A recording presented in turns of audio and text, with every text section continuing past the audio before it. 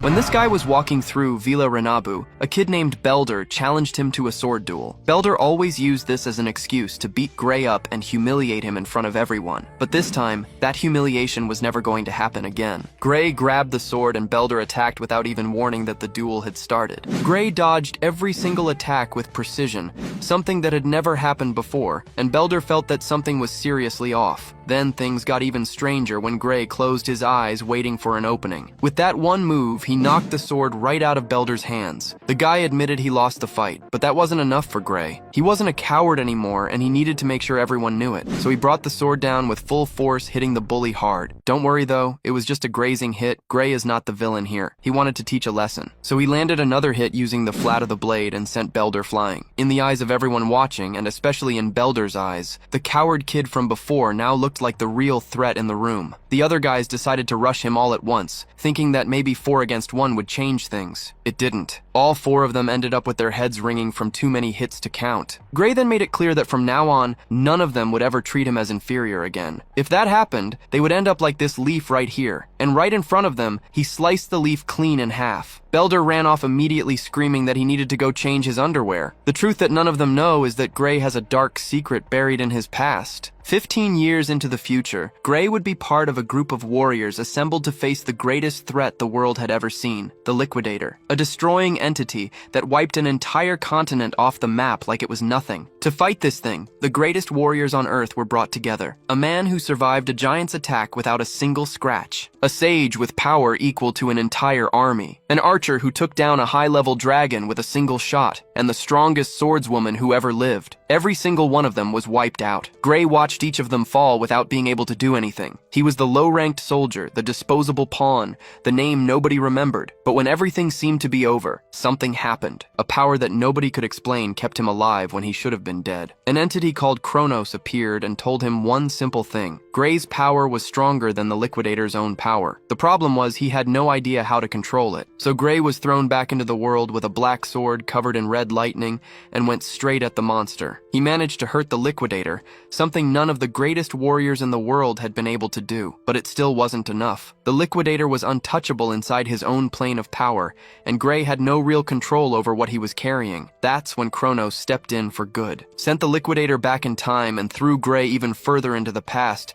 so he could learn from scratch everything he never learned, and this time, get it right. Gray opened his eyes and he was in Villa Renabu, 15 years before any of it happened, and it was right there, in those very first moments back, that he ran into Belder and the gang. We already know how that ended. With all 4 of them on the ground begging for mercy, Gray put away his sword and looked at Belder. He had one simple request, a referral to the Shinsaira dojo. He needed a path to the greatest academy in the world, and that humiliated bully right in front of him was the fastest door he had. Belder ran towards the dojo to recommend him. Once in the city, Belder asked the protagonist the reason for his interest in the dojo. The protagonist explained that he was seeking a recommendation for the academy through that place. One of Belder's gang members commented that the protagonist already seemed strong enough, without the need to go to the academy. The protagonist, however, stated that his level of strength was far from ideal. After all, not even the world's greatest elite group had been able to defeat the Liquidator. Even when using his black swordsman power, he couldn't even scratch him. He didn't know how much stronger he would need to become to defeat that monster. However, there were clues on how to achieve this goal,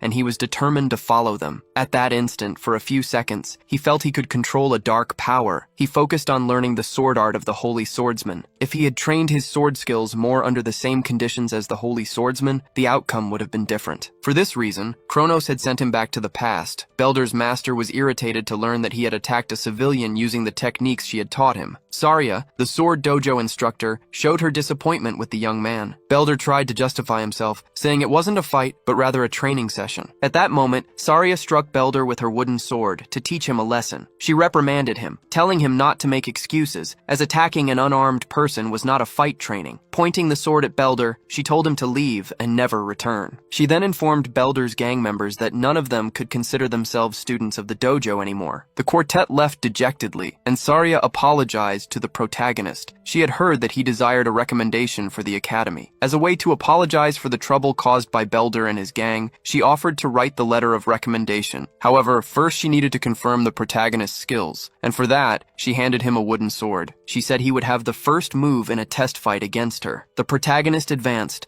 delivering quick attacks while Saria defended them. Saria noted that the protagonist's Shin sword skills were remarkably practical for his age. Realizing that he had already been through several battles, she had proof of this when he dodged one of her blows. After all, his style was almost entirely self-taught, and his fighting method seemed similar to the Academy's sword style. When he delivered several blows in sequence, Saria wondered if someone had taught him, as he demonstrated exceptional talent. She realized that he was a rough diamond that needed to be polished. After a series of rapid attacks from the protagonist, Saria ended the fight apologizing. She went all out against him, determined to defeat him once and for all and conclude the test. However, the protagonist managed to dodge and defend her blows with remarkable agility. Even under repeated attacks, he kept up with her movements and did not give in to her blows. Saria, who initially only wanted to test his skills, suddenly found herself giving her all in the fight. She wondered why she was so scared of that child. Suddenly, the protagonist delivered a slash imbued with malevolent energy. Saria dodged, feeling a bad premonition, even though the blow seemed rushed. Finally, he revealed his weakness, and Saria intended to end the fight with the next blow. However, the blade of her wooden sword was completely destroyed at that instant. Saria's wooden sword blade flew away, and the protagonist felt the same sensation as before, realizing he still possessed the same power as the time entity. At that moment, he felt intense discomfort and fell to his knees on the ground. His body could not keep up with the power level. He could barely stand, but he claimed to be fine. He thought about not using his power recklessly anymore. He decided not to tell the swordswoman the truth for now. Even if he did, Saria probably wouldn't believe him. Gray, unable to control his power, changed the subject, claiming he had gotten carried away. Saria, however, knew it was impossible to cut a blunt blade in that manner. She was sure that he knew it too, and was lying. Realizing that Gray was avoiding the topic and did not intend to talk about what happened, Saria accepted the situation. Resuming the topic of the Academy recommendation, Saria stated that she could provide it. It was the Swordsmanship Academy, the best educational institution in the kingdom. However, she could not recommend him there, as he was not prepared for such an environment. Gray felt that he did not possess enough strength and could barely accomplish anything, except in moments when his power manifested. Instead, Saria suggested he go to the Unified World Academy, not only the best academy in the kingdom, but the most renowned institution in the world. Upon hearing the recommendation for the Unified World Academy, Gray was shocked. After all, it was the place where the holy swordsman and other heroes had emerged. Gray asked if he would be accepted into that academy, and Saria replied that it was impossible. His body was far from being conditioned to be a swordsman. If it were at the Royal Academy,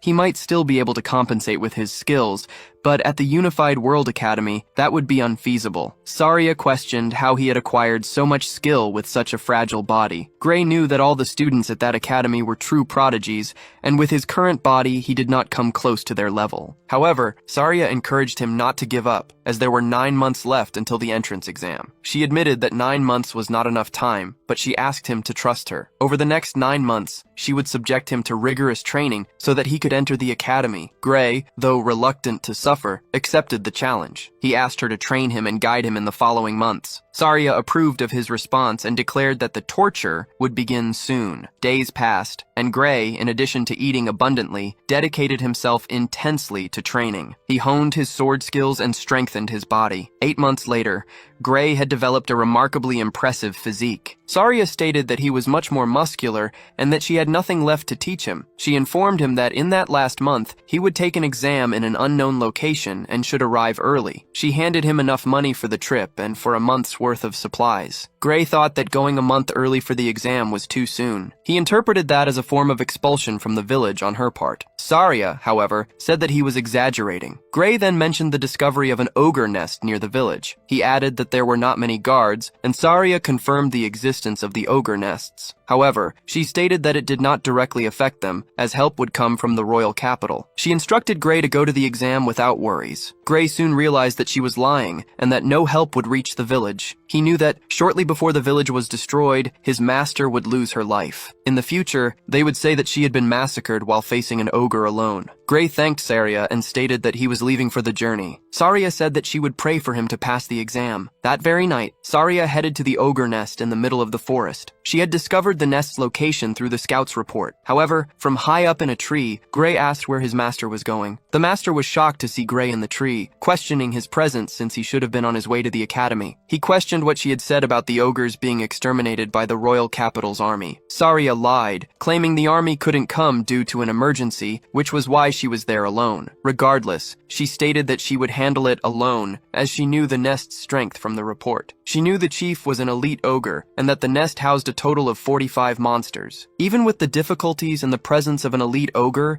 she insisted she would succeed. Gray knew that an elite ogre wasn't that strong in isolation. However, the ogre's true strength lay in its intelligence and leadership. Gray knew that fighting alone would be suicide, as she would be surrounded. He thought that if he left his master alone and departed from the village, she would be destroyed. After all, he had already witnessed this future with his own eyes. Therefore, he insisted that his master take him on this mission. Stubbornly, Saria stated that she would handle the nest alone. However, Gray didn't want to miss the chance to gain combat experience and assured her he wouldn't be a hindrance. Saria could no longer defeat him in training fights, and Gray, obviously, wouldn't be a hindrance in real combat. However, no one knew what could happen in a fight against a newly discovered monster nest. For such a dangerous task, Saria believed it was better to wait until he had more experience. Gray had an idea, since she was so insistent on doing it alone. His idea was to fight Saria until she lost consciousness. Once the master was unconscious, he would deal with the ogre alone. For this, he pointed his sword at the dojo master herself. Faced with this, Saria gave up the idea of going alone, but asked him to make a promise that no matter what happened, he would return alive. The hero lowered his sword and stated that he intended to do exactly that, demanding in return that his master also not die. On that dark night,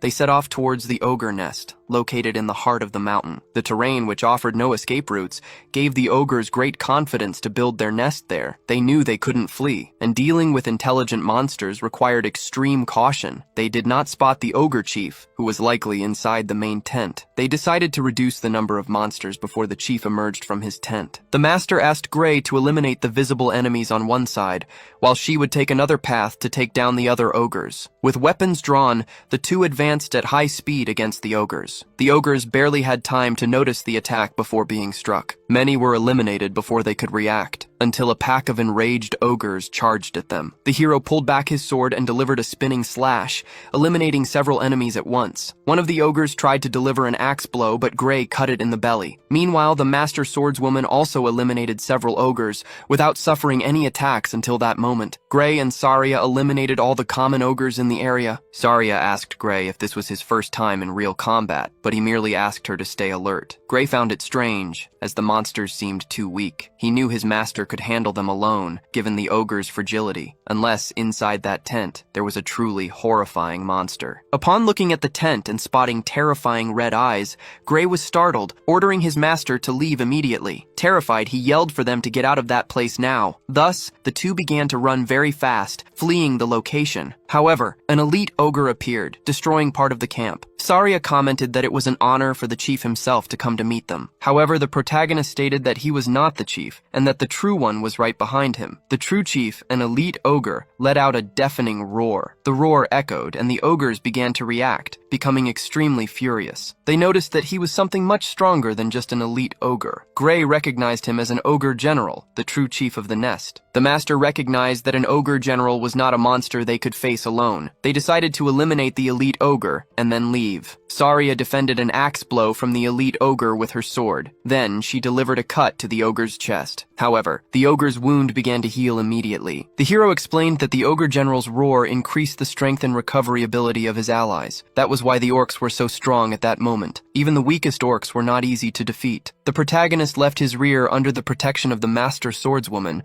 asking her to buy time, without needing to defeat him. Gray stated that there was only one choice now, to take down the ogre general once and for all. The hero entered into a direct confrontation with the ogre general. He knew it was annoying when they tried to flank him and catch him from behind. At that instant, he had to dodge a blow from another orc that attacked him from behind, focusing on eliminating all enemies in front of him. But at that moment, his sword broke in half. His weapon could not withstand the clash against a strengthened ogre. An attack came his way, and he defended with the hilt of his sword. He realized that the ogre had understood his plan, which was why it was attacking him so brutally. The ogre's high intelligence was not just for show. He grabbed another sword and defended against the axe blows. Then, his master threw another sword in his direction, so that he could use two. Even with two swords, it was not enough to eliminate all enemies. After all, he was facing an ogre general and anyone else who stood in his way. Suddenly, the ogre general roared again, further strengthening his subordinates. He used both swords to defend against more heavy attacks,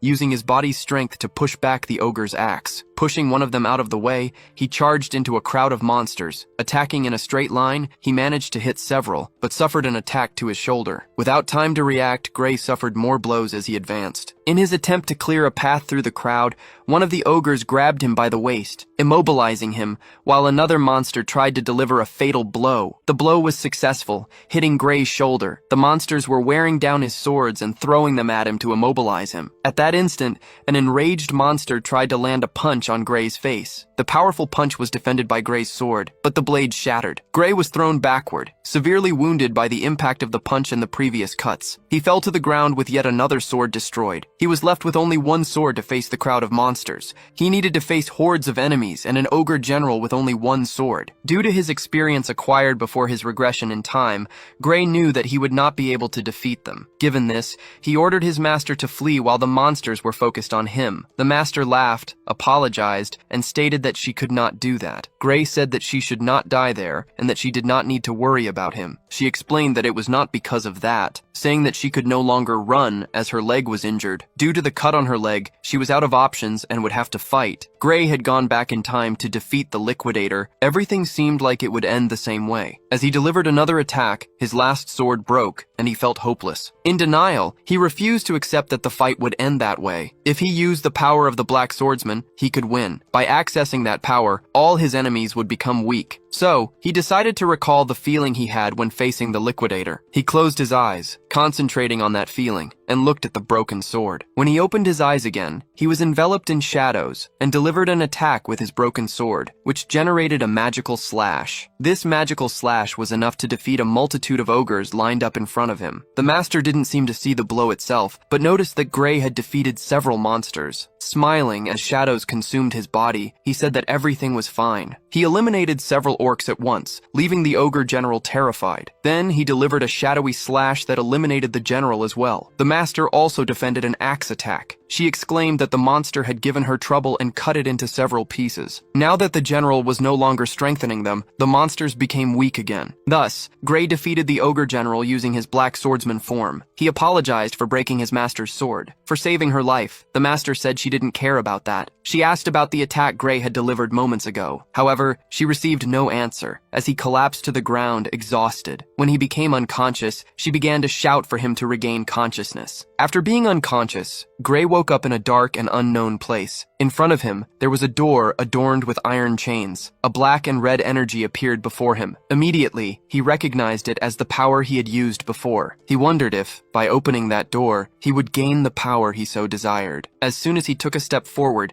he felt the cadaverous presence of a monster behind him. Without knowing why, he felt that if he opened the door at that moment, he would die. This entity said that he had made a good choice by not opening the door at that moment. Then, Gray woke up in a bed, utterly desperate. His master was excited to see him wake up and said that he was in the village infirmary, as he had been unconscious for 5 days. She feared he wouldn't wake up again because the boy had pushed himself so hard that his body collapsed. She said that her words minimized what he had done by defeating all the orcs and the general. Then she asked if his body was all right and if he could move. Gray couldn't gather strength in his right arm, which was completely trembling. He could move it with great effort, but he thought he wouldn't be able to hold swords anymore. Furthermore, there was a shadow-shaped bruise on his forearm. He thought she couldn't see it and stated that he couldn't put strength into his right arm. Saria explained that he had broken all the bones in his right arm and that it would take time to recover. He felt no pain and therefore hadn't realized that the bones in his arm were shattered. shattered. She explained that they had treated his arm with a magic potion. Gray was incredulous because magic potions were very expensive. Saria explained that the village chief had gifted Gray the potion. Gray questioned why the village chief would give something so expensive to someone like him. His master then clarified that Gray was now the hero of that village. The news surprised him, but at that moment, the village chief entered the infirmary. He effusively thanked Gray for his heroic act. After all, the ogre general was a monster capable of destroying the village, and no neighboring force would have come to their aid. The chief stated that if Gray hadn't eliminated the threat, the village would have been completely devastated. Therefore, he handed over the potion, in recognition of Gray saving the lives of all the citizens. Gray thought the chief was exaggerating by saying that, without him, the villagers would have died. However, the village chief assured him that there was no exaggeration in his words. Gray knew the chief was right, because, in the world before his regression, the village had indeed been destroyed by the ogres. The chief offered to explain the details, and mentioned that he knew about the academy admission exam Gray wished to take. Gray knew that there were only 2 days left until the academy exams,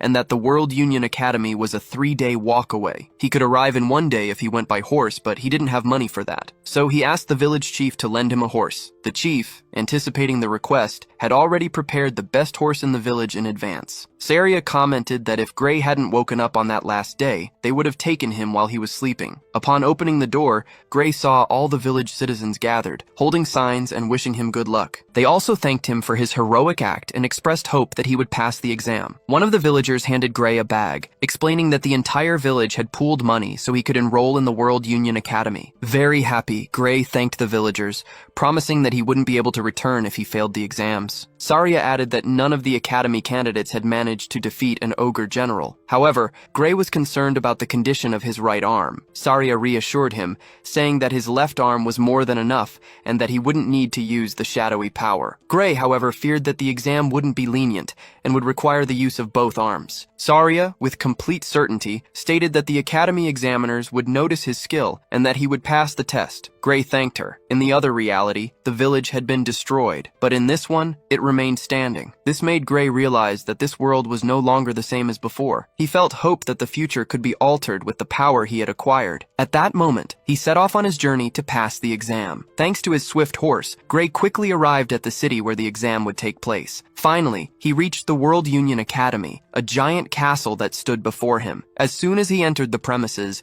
the distribution of exam tickets began. Candidates were instructed to remain in the central arena until the process was complete. Looking around, Gray noticed the large number of candidates and heard comments that only 20 would pass. The candidates commented that the number of successful applicants varied each year. The previous year, 50 people had passed, and there was even a year when only 1 person passed the exams. Over the microphone, the entrance of Professor Ariel was announced. She would begin distributing the exam tickets. Candidates were to pick up the papers in front of them and slide their fingers over them, generating magic. Gray picked up the paper in front of him as instructed. He was candidate number 513 for the fencing course. To the surprise of some, nothing was written on it except the number and the course the person would attempt. The World Union Academy did not discriminate based on age, gender, or social status. Therefore, not even the person's name was written on the paper. After all, these characteristics were not important to the academy. Only those who passed the exam and earned the right to cross the bridge would reveal their names. They could even use false names if they wished,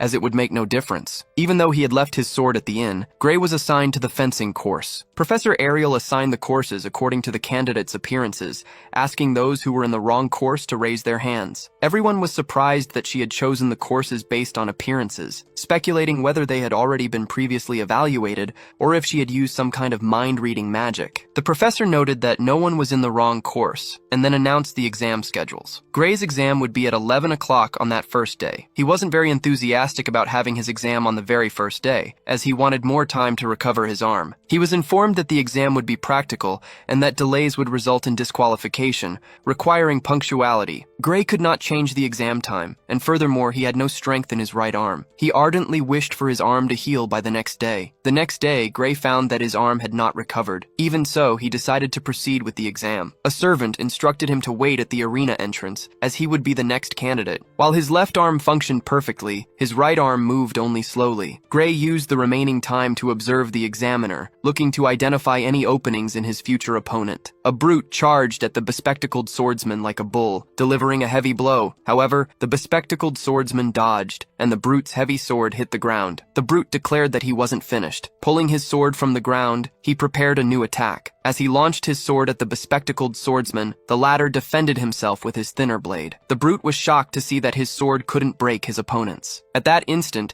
the brute's guard was broken by the bespectacled swordsman's strength, who delivered a blow, sending the opponent's sword flying and knocking him to the ground. The exam was concluded. The brute could then retrieve his weapon and withdraw. Gray watched the fight, considering it a lost cause. The bespectacled swordsman, who was the examiner, called candidate number 513 to enter the arena. Gray felt hopeless having to face a man who had just defeated a much larger opponent and who had done so using only one arm. The examiner told Gray that he could deliver the first blow. Although Gray didn't feel he had a chance, he decided to give it his all, advancing impetuously against the examiner. Gray remembered his master's teaching, not to swing the sword only with his arms, but to channel the force generated by his entire body through them. Even with his right arm weakened, Gray transferred the force through other muscles, delivering a quick cut that the examiner managed to dodge. It wasn't as if Gray could fight in his usual manner. After all, swinging the sword without full strength wasn't as simple as in training. While his left arm prepared another sword strike, the examiner tried to take advantage of the opening. However, the instructor's sword seemed too slow for Gray. Gray managed to predict the trajectory of the blow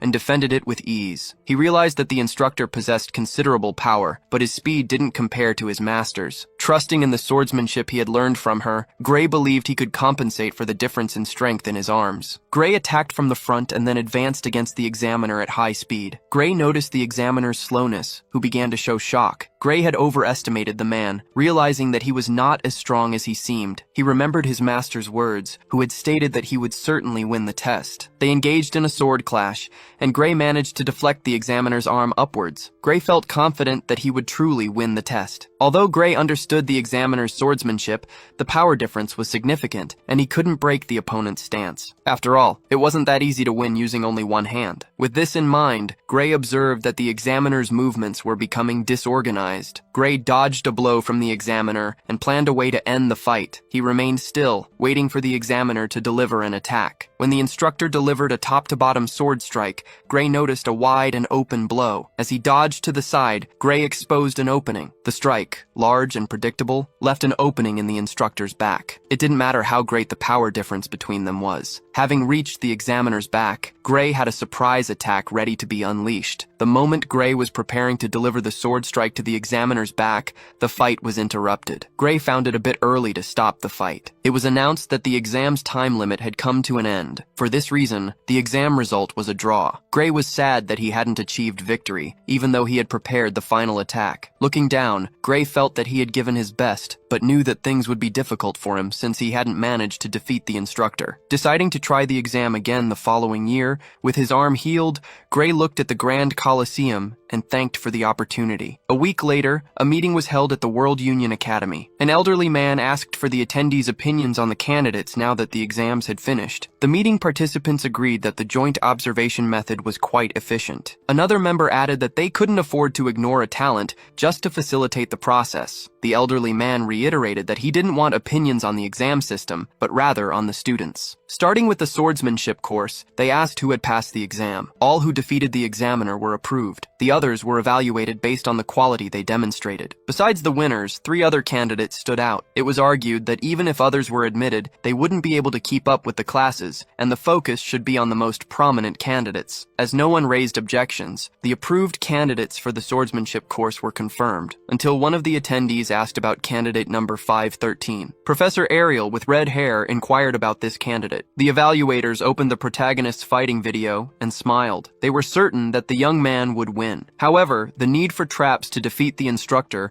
raised doubts about his admission to the academy. Furthermore, they commented that although he possessed technique, he lacked strength, and they felt he was outmatched from the beginning to the end of the combat. Thus, they discarded the possibility of candidate number 513 being admitted. Ariel considered it a waste that, even watching the exam together, they hadn't noticed something important. The next day, all candidates gathered in front of the clock tower. The protagonist observed his application form, awaiting the result. At that moment, the names of the approved candidates for the swordsmanship course were announced. 6 candidates were approved. 5 names were read at once, and none of them belonged to the protagonist. Then, all 6 candidates were announced, and the protagonist was not among those approved. The approved candidates were supposed to cross the bridge and complete their enrollment by the end of the day. Meanwhile, the forms of the unapproved candidates began to burn. The protagonist realized that he truly had not been approved for the exam, until suddenly, the Divine Eye special admission was announced, and candidate number 513, Gray, was approved. The application form in his hands burned in a blue flame. Gray had been approved through the Divine Eye special admission,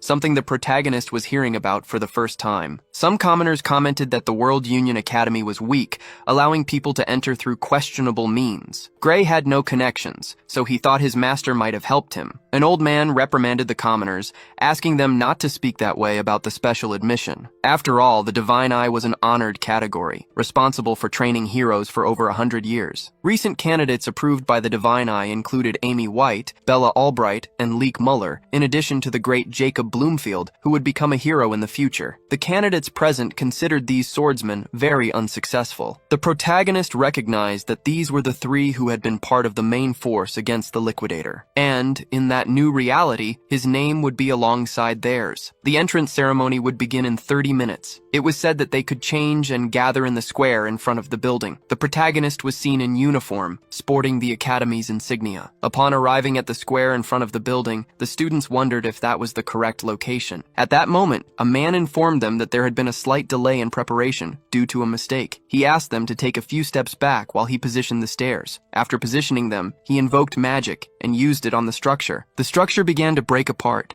and an intense light started to emanate. The students were shocked to see the amount of magic that was being emanated. At that instant, the main building appeared before them, emerging from the ground. The instructors said that they could sit wherever they wanted. The students gathered, understanding that a teleportation magic had moved the building. The protagonist thought that they wanted to hold the entrance ceremony in a place from which the school building could be seen, realizing that this was the power of the World Union Academy, capable of moving an entire structure with a teleportation spell. He found the ratio of 600 candidates to only 30 accepted students exaggerated. The man said that he had never studied much besides sword handling. After all, a friend had questioned his intelligence. She began to explain that the Academy, as the name suggested, gathered the best students from all over the world. At that moment, students from all over the world began to arrive, transported by balloons and dragons descending from the sky. A magical airship called Strato Queen appeared. The protagonist had already boarded it once when he was part of the Liquidator subjugation squads. It was said that it was one of the largest airships in the world,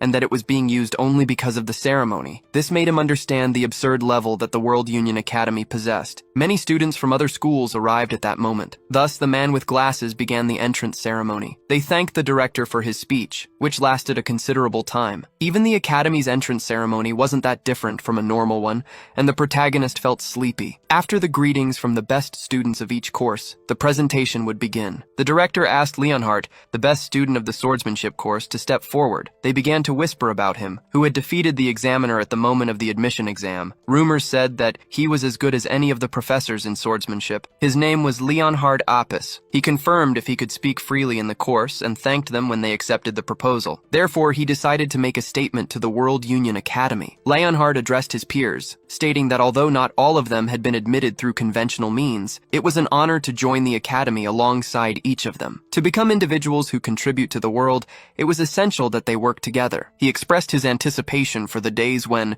as prestigious students, they could aim for great achievements. However, Leonhardt declared that amidst all of this, there was something that did not deserve to be present. He was referring to Professor Ariel and the Divine Eye, which had admitted the protagonist. Professor Ariel spoke up, stating that all students had passed a rigorous examination. She added that, even if there was disagreement with Leonhardt, she did not consider it a good idea to exclude students. Leonhardt replied that he was not referring to those who were admitted through the normal examination. He was talking about a student whom Professor Ariel had irregularly placed in the academy, a student admitted through the Divine Eye's special admission. Leonhardt demanded that this student reveal their identity, return their uniform, and leave the academy immediately. The protagonist did not understand the reason for Leonhardt's hostility. He felt relieved that Leonhardt did not recognize his face and decided not to speak up. Professor Ariel commented that the students that year were quite lively. Leonhardt, serious, insisted that they stop admitting students irregularly. Professor Ariel approached Leonhardt and threatened him,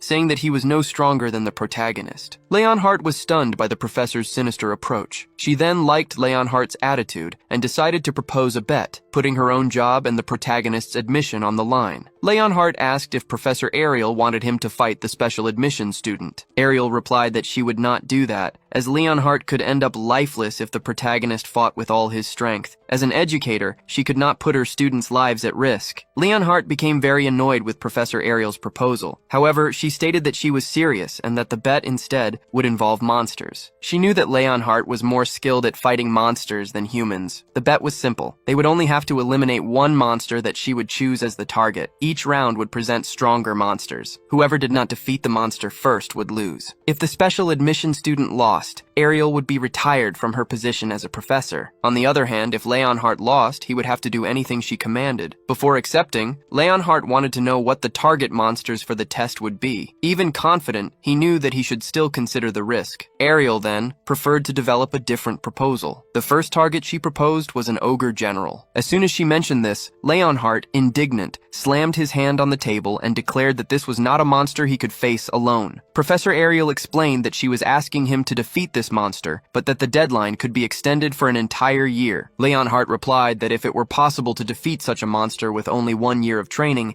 people would not suffer so much because of it. He asked her to choose another monster for the test, reiterating his understanding that if a monster of that level could be defeated with 1 year of training, humanity would not face so many problems. Professor Ariel presented another condition. In case of a tie, Leonhardt would win the bet. If the protagonist failed to defeat the ogre general, she would be fired and the special admission student expelled. When asked what he thought of this, Leonhardt replied that it was madness. Professor Ariel concluded that he had no options and accepted the bet. But Leonhardt added that the ogre general could not be the final challenge and claimed that he could sign the contract without problems at that moment. Leonhardt took the pen and signed the magical contract without hesitation. He asked the professor if the student could really win, raising some points of questioning. The other students thought it was madness for Ariel to bet her career on a boy. Some believed that she had already passed her prime, was not very strong, and would not leave the academy. The protagonist was not very happy with the bet. He thought the professor had given a 1-year deadline to defeat the ogre because of him. He imagined she had observed him before his enrollment. He was shocked to observe every demand she had made from the beginning, realizing that his professor was truly playing dirty with those conditions. After some time, a class on the fundamentals of magic began. The professor assumed the students were surprised by him giving a lecture on the very first day. However,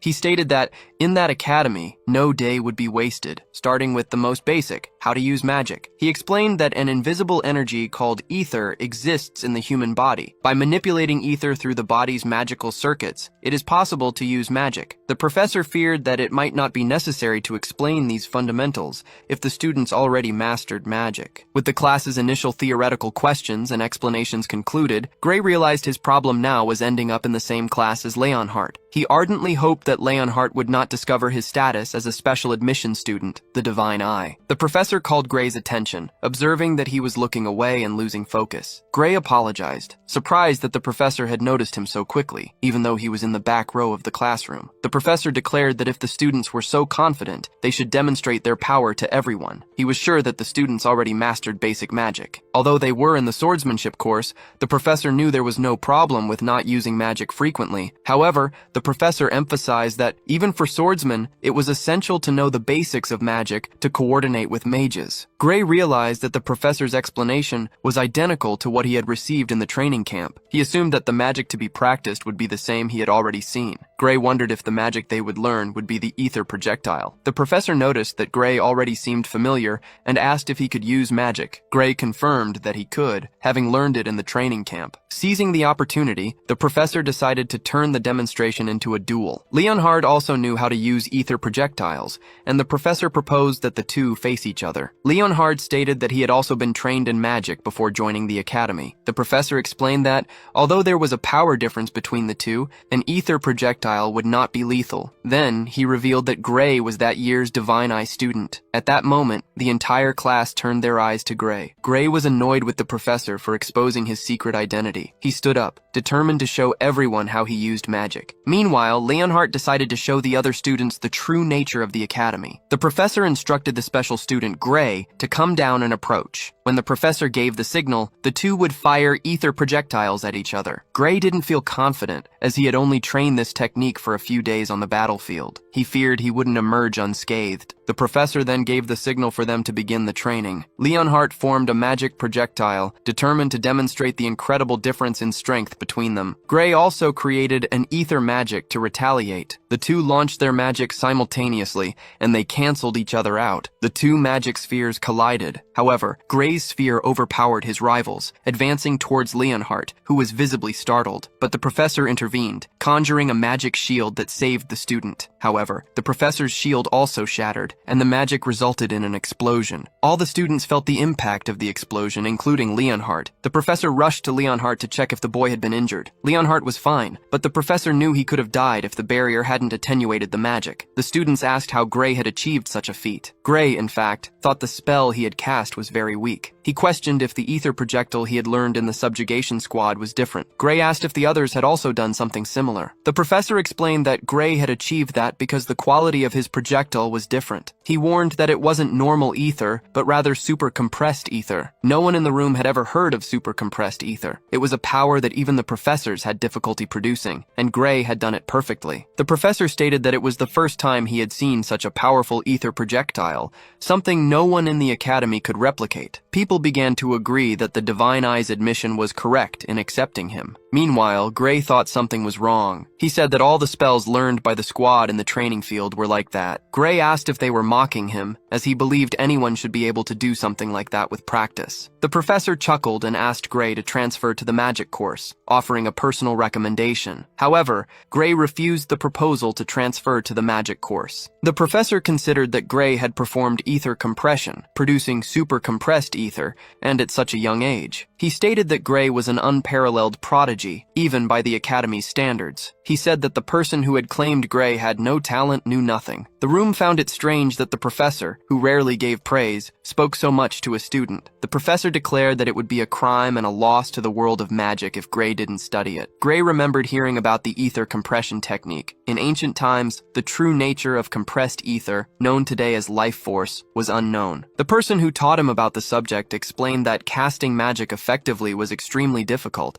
as it required compressing ether within one's own body before releasing it. In the future, this technique would be viewed with disdain, considered weak and ineffective. Gray then asked the professor if he knew about OD. From the master's reaction, Gray understood that the world of that era still had no knowledge of OD. This meant that what he had learned in the subjugation squad was, in fact, knowledge from the future. He would need to be extremely cautious when deciding with whom to share this information. Gray declared his deep love for swords and refused the offer to join the magic course. The professor, respecting his decision, told him he could seek him out any time if he changed his mind. Upon returning to his seat, the professor stated that he would no longer reprimand him if he looked away during class. He added that the lecture was too basic for Gray, who was free to leave at any time. The other students were incredulous at the permission, and Leonhardt, in particular, changed his attitude towards Gray. Later, Professor Ariel sent a letter to Gray, requesting his presence in her office after class. Gray assumed the summons was the result of a complaint from Professor Carlos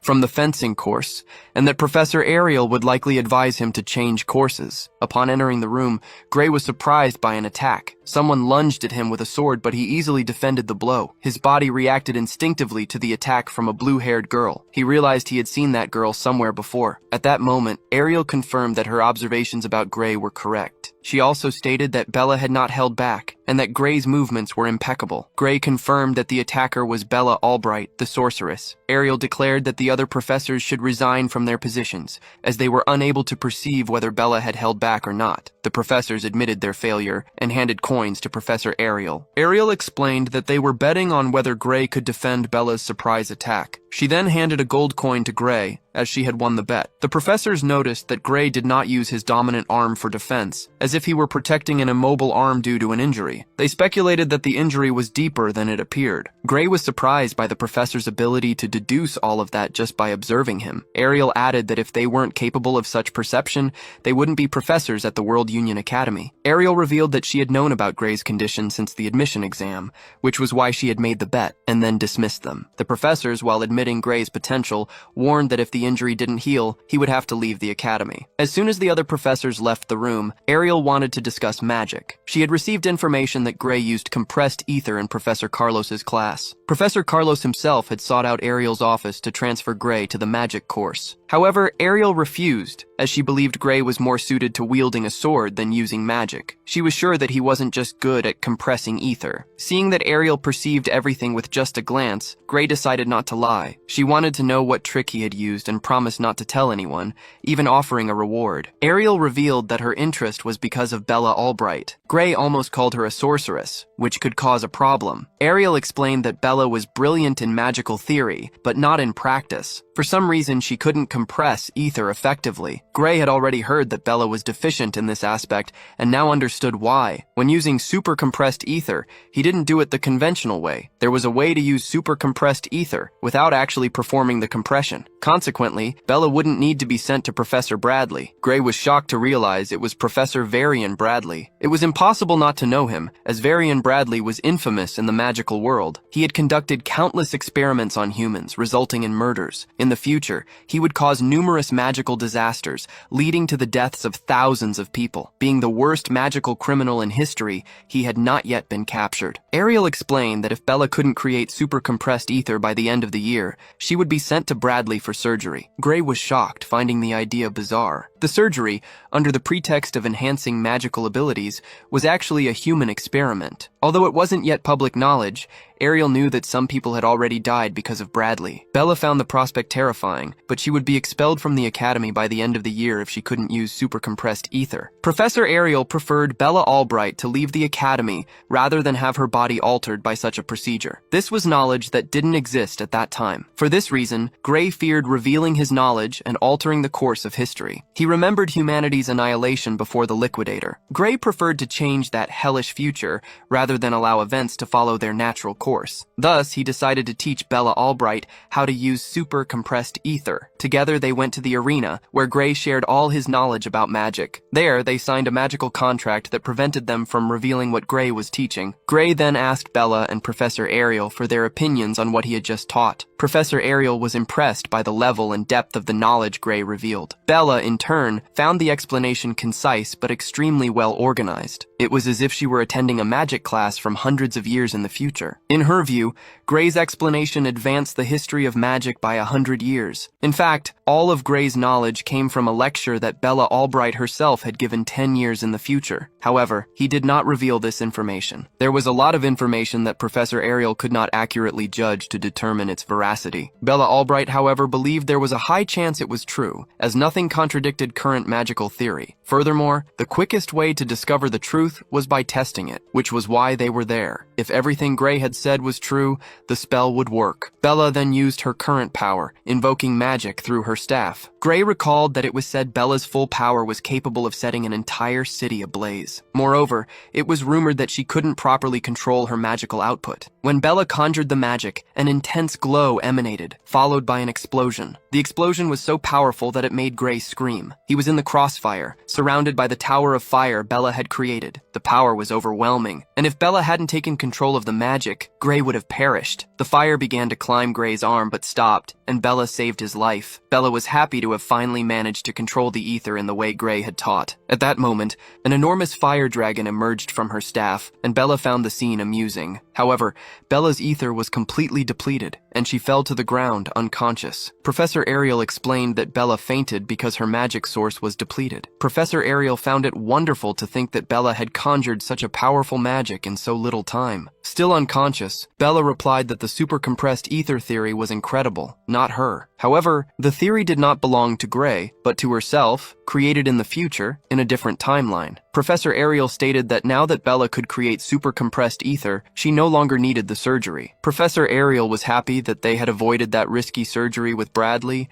and that Bella had not lost control of her magic. Professor Ariel explained that the surgery increased magical output, but at the cost of control over it. Its exact functioning was a secret, but it seemed to be a surgery that broke the strength of a person's limiter. It was because of this surgery that sorceresses in the ancient world could not control their powerful magic. In any case, thanks to Gray, Bella could now create super compressed ether and fulfill the terms of the contract. It was now Professor Ariel's turn to fulfill the parts of her own contract. Thus, Professor Ariel would use magic on Gray's arm to heal the magical wound. She conjured a spell, and several butterflies began to float towards Gray's arm. In moments, Gray's right arm returned to functioning and moving normally. Gray thanked Professor Ariel, as not even healing potions had managed to restore his arm. Professor Ariel asked that her nerve restoration magic not be compared to common potions. She asked Gray to swing his sword to check if his arm was moving as before. Gray drew his sword from its sheath, and the movement seemed normal. He performed some hyper-fast movements, but said that his arm was not moving as well as before. Even repairing the nerves, the magic could not heal the wounds on Gray's soul. Professor Ariel said that the magical knowledge of that era had not proven the existence of a soul, yet she believed it existed. After all, she could see souls with her secret eye, noticing that Gray's soul was healing gradually and naturally, as long as he didn't exert himself too much. Gray thought about avoiding sword practice to heal, but Professor Ariel said he should train normally. She wanted to know what kind of swordsmanship could wound a soul in that way. Furthermore, there was an example of swordsmanship that used the soul to move swords. Professor Ariel asked if Gray knew the girl Amy White. This was the sword saint who, at that time, was not even known yet. After all, the way Gray wielded the sword seemed to indicate that he had learned from Amy. There is, however, a subtle difference. The person who taught him swordsmanship is slightly more skilled than Amy. He understands that Amy, in the future, will reach the same level of mastery as his mentor. Gray claims to have learned his swordsmanship in a dojo in his hometown. Then, he changes the subject, questioning whether it is truly possible for someone's soul to be damaged through swordsmanship. Ariel replies that by no means could such damage be caused by common swordsmanship. She then asks if Gray used the mysterious power residing within him. Gray realizes that the professor can see through her shining eye. She is able to see his power leaking through the chain door. Gray recalls the chain door he had seen previously. He understands that Ariel truly saw this manifestation, as it wouldn't be possible to deduce something like that. Ariel reveals that she has witnessed an aura similar to his before. Gray asks if there are other mages with similar powers. She confirms that there are, although she doesn't know if they are human or not. She informs him that they are known as liquidators. Observing Gray's reaction, Ariel is certain that he has heard of them. Gray did not expect that name to be mentioned at this time. Ariel, in turn, did not expect the concept of the liquidator to be already known. She is not surprised, as the student brought knowledge from the future with him. Gray understands that it is knowledge from the future, something no one else knows yet. She asks how much he understands about the liquidator. Gray replies that he knows the liquidator represents an extremely dangerous threat to humanity. It must be stopped before its manifestation and destroyed at all costs. Ariel agrees about the danger and reveals that Bradley is determined to proceed with his experiments. Gray asks what Bradley's connection to the liquidator is. The professor explains that the liquidator is the very entity Bradley is trying to summon. Gray is shocked because it was never revealed to him that the liquidator had been created by man. In the other timeline, the Academy acted as if it knew exactly where the liquidator would appear. He understands that the Academy had been involved in summoning the liquidator all along. Gray wishes to stop this experiment immediately. Ariel explains that since one of those involved in the project is a professor of her same rank, she does not have the authority to stop the experiment. Gray asks who the superiors are whom she tried to warn about canceling the experiment. However, she is not authorized to reveal to him who these superiors are. Unless the order comes from a higher authority, no one can force the interruption of this experiment. Gray understands that the Academy's leadership is much more inaccessible than he had imagined. However, the fact that Balian Bradley is a criminal should change the situation. In the previous world, the insane professor's illegal experiments resulted in the deaths of dozens of women. Gray knows exactly where he conducted the fatal experiments. He knows where Bradley is conducting the illegal experiment and tells Ariel to to catch him red-handed. However, the professor explains that this will not work because breaking into the research room would be a crime. Without concrete evidence, they would both end up arrested. She asks if Gray has proof of Bradley's crimes. If not, they will have to shelve this idea for now. Even knowing Bradley is dangerous, their hands are tied. Then, the professor decides to address Gray's power and asks if he wishes to learn to control it. She mentions that there is a professor at the academy very competent in dealing with unknown forces. His name is Heathcote Longfellow. Gray knows that Heathcote is the same one who trained the Sword Saint herself. Ariel will arrange for him to begin private training with this professor the next day. The reason he came to this academy is precisely to master this power, and he thanks the professor. Gray did not expect to find a clue on how to do this so quickly. The next day, he meets the professor and starts running. He wonders why he is running if he should be receiving private lessons from Longfellow. The professor observes that Gray's mind is wandering as they run through the forest. He tells him to pick up the pace since he is thinking so much, and to run until his body reaches its limit. Only after burning every drop of physical strength will his soul awaken. Longfellow states that as long as Gray still has energy in his body, they will not touch a sword. Gray imagines that Longfellow's training must have a reason. However, while running, he thinks about the experiments Bailey and Bradley is conducting. He wonders if he should really be doing this now, while a criminal is at large. A week later, Ariel asks how the training with Longfellow is going. Gray explains that they only did running and a very short sword training at the end. When Gray mentioned feeling stronger, Ariel commented that that type of training was typical of Longfellow. Suddenly, the butler interrupted them to deliver a letter to Professor Ariel. Upon reading the letter, Professor Ariel assumed a grim expression. The correspondence was a report detailing that Bella Albright was producing super-compressed ether. The report indicated that although Bella had acquired a very similar power, subsequent examinations revealed that she did not actually compress it. Consequently, her new ability could not be officially recognized as super-compressed ether. Bailey and Bradley stated in the letter that the contract would remain valid and the operation would proceed as planned. Gray considered Bailey and Bradley's letter complete insanity. Professor Ariel realized that Bailey and Bradley was determined to force Bella Albright to undergo the surgery. The contract was loophole-proof, making it difficult for the girl to refuse the surgery. The only way to change this situation would be if Bailey and Bradley himself annulled the contract, or if Bella Albright were expelled, or the operation was cancelled. Ariel then asked for Gray's help to accomplish this mission. She demanded that Gray reveal the location of Bailey and Bradley's laboratory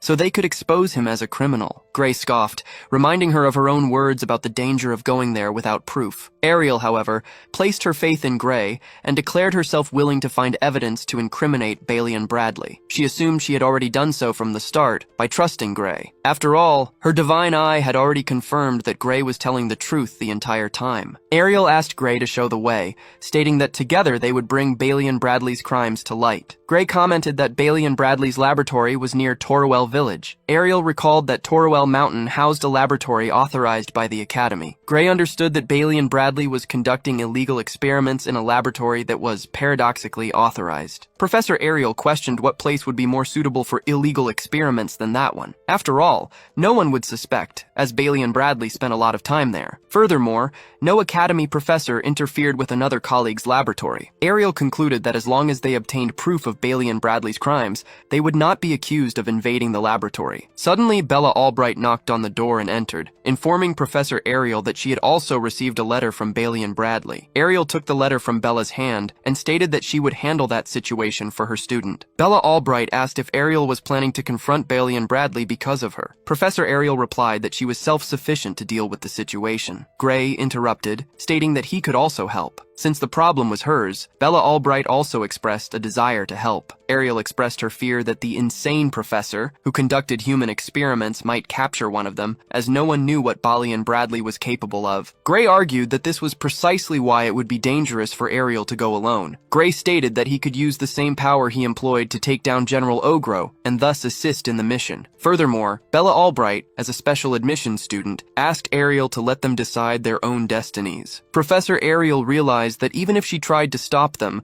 Gray and Bella would go after Bailey and Bradley. In that case, she would let them go, but with one condition. No matter what happened, they should prioritize their own safety above all else. The two students agreed. They arrived in the mountains and found Bailey and Bradley's hidden laboratory. Bella Albright could hardly believe that Bailey and Bradley was actually conducting illegal experiments in that location. Professor Ariel was certain and stated that they would look for the evidence at that moment. Gray was also certain that this was the place. Bella Albright, trusting both of them, asked if they would be able to collect the evidence without problems. Ariel explained that Bailey and Bradley should be at the Society of Magic conference at that moment. There was a high chance the main entrance would be full of traps, so they should enter through the side. Invading a laboratory authorized by the Academy was a crime, but at that moment, it was a necessity. When Professor Ariel suggested that Bella could go back if she was uncomfortable, Bella Albright remained firm in the mission. Ariel told Bella Albright that she was mistaken to think they were doing all of that just because of her. Gray also stated that stopping those experiments was for a greater good for the world. After all, if they didn't act, countless people would be sacrificed. Ariel considered that it might be an exaggeration, but she agreed that the experiments needed to be stopped. They were not risking their lives solely because of Bella Albright. Then they advanced at high speed and cast spells against Bailey and Bradley's laboratory. They caused a considerable explosion at the laboratory doors to deactivate the traps. They blew a hole in the wall and were met with a shocking scene. Several people were trapped in cells, visibly starving. Ariel commented that they wouldn't even need to exert themselves to find proof of Bailey and Bradley's crimes. A quick glance was enough to identify 14 forbidden spells, which alone constituted a serious crime. Furthermore, the unauthorized human experiments represented a most grievous offense. In the center of the hall, an altar is set up, filled with candles and a magical symbol. The group's plan is to leave with the evidence, and they ponder whether they should rescue the imprisoned people immediately. The hero states that they cannot delay, as Bailey and Bradley might return at any moment.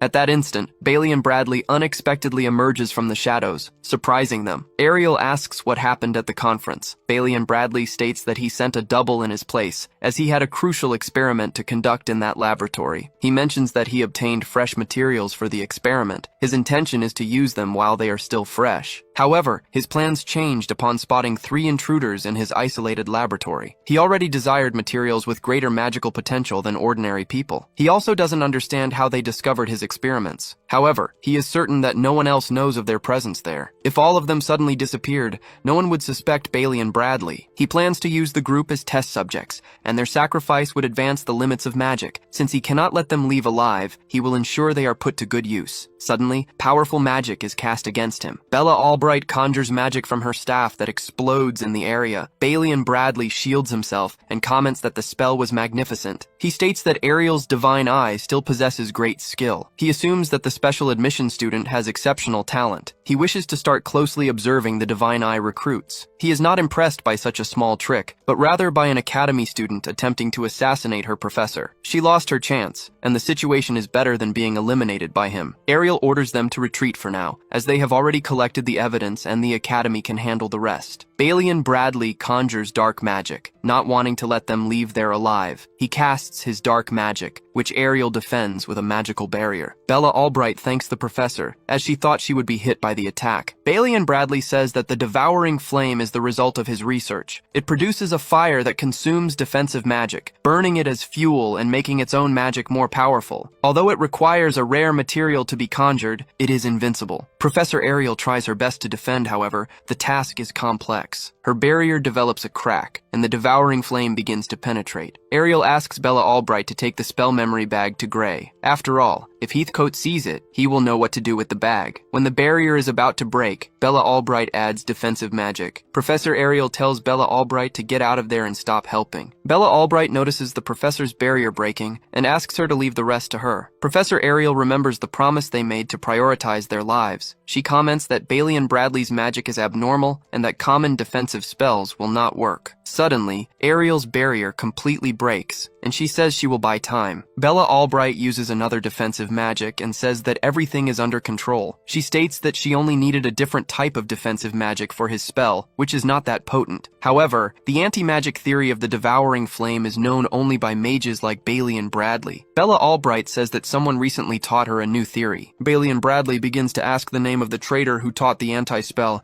and is overcome by intense hatred. He states that if she reveals the traitor's name, he will eliminate her quickly. Bella Albright Albright solemnly replies that it is a secret. However, she confirms that the traitor is a student from the fencing course and remembers the protagonist's lessons, with the protagonist having set up most of these lessons. Realizing that she will not answer seriously, Balian Bradley picks up a crystal and says he will burn them alive. The moment he breaks the crystal, tormented souls begin to advance towards the group of heroes. The souls seek to devour them and transform into living flames. They merge into a single entity, which becomes an enormous, gigantic, and massive black flame. The hero asks if Bella Albright is okay, and she replies that the barrier will hold. However, her mana reserve is about to run out. Bella Albright asks the hero to attack Balian Bradley, as she is busy maintaining the defense. Professor Ariel activates the Divine Eye to attack Balian Bradley. She notices a point where the flames are weaker and decides to project her magic outside the barrier. Thus, she projects her mana outside Bella Albright's barrier and launches it towards Balian Bradley's weakened point. Powerful electric bolts launched towards the villain. Balian Bradley noticed Ariel's counterattack attempt. However, the bolts could not reach him. Gray recalled that Professor Ariel's offensive magic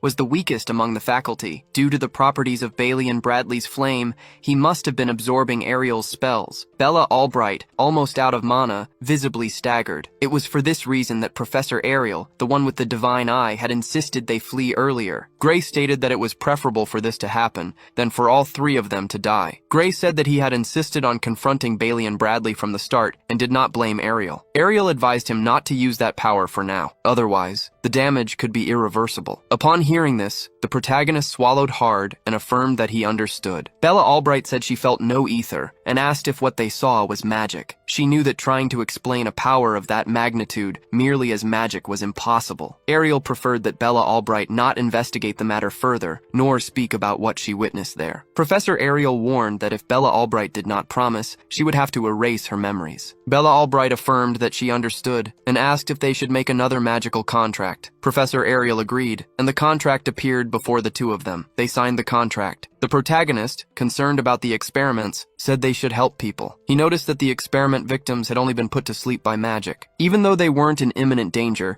the test subjects should be taken to the Academy's medical facilities. So, Ariel created several cocoons of glowing magic to protect them from external harm. With that resolved, they decided to investigate the mountain laboratory further. The illegal experiments occurring there, as far as they could see, involved human sacrifices. These sacrifices served to produce magical catalysts or enhance human abilities. Ariel found no experiments related to the liquidator and wondered if it was in another facility. Gray found it strange, as that was the site of an incident that claimed the lives of tens of thousands of people. He wondered how the mere production of a magical catalyst could have caused such a disaster. Then, Gray understood that what eliminated the people in his past world was the miasma that erupted from underground. He froze, immersed in this possibility, and the two girls noticed his dread. The protagonist realized that there was certainly something beneath that laboratory. He told the two girls that there might be hidden passages underground. They found no hidden passages, but Ariel noticed something with her Divine Eye. Ariel activated her ocular ability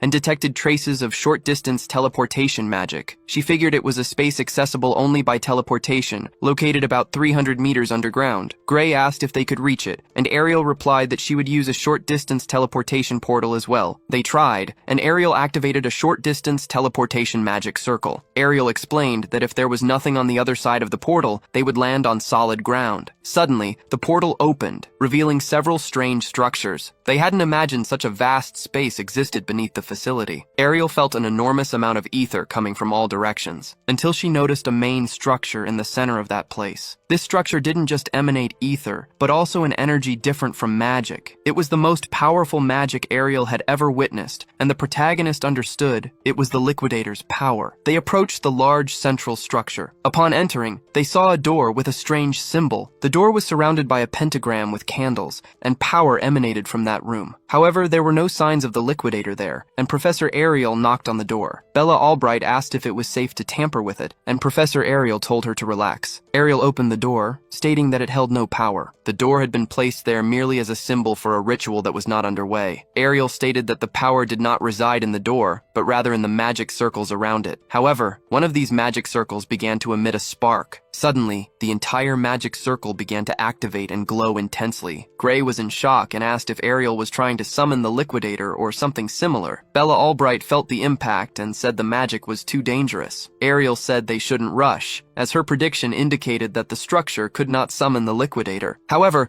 the space around the door began to tear open, leaving the two in complete despair. Until suddenly, everything seemed to break down and shut off. Ariel stated that those devices were not created to summon the liquidator, but merely to open a small rift. Thus, they channel power directly from where the liquidator resides. The core they use to crystallize this power likely comes from human lives. Ariel notes that about 10 souls have been used so far, a molding process that requires sacrifices. She assumes that most of the people they saw upstairs were taken as raw material for this ritual. Bella Albright wonders why they went so far to gather so much power and what the objective behind it is. Ariel explains that the black flame Varian used in the fight and the crystal that strengthened it are basically the blueprint for how these flames will be when they are ready. However, this conduit will not be limited to just flames. If they produce this en masse, no one knows what they will do. At that moment, the rifts in the open doorway begin to disappear. The hunter asks if Bradley, after all, wasn't trying to summon the liquidator. Ariel doesn't know, but states that he failed because the spatial opening circles reached their limit. She figures that was the most they could set up. Bella Albright states that this mechanism is extremely valuable, as she has never seen such powerful space-folding magic. Ariel agrees,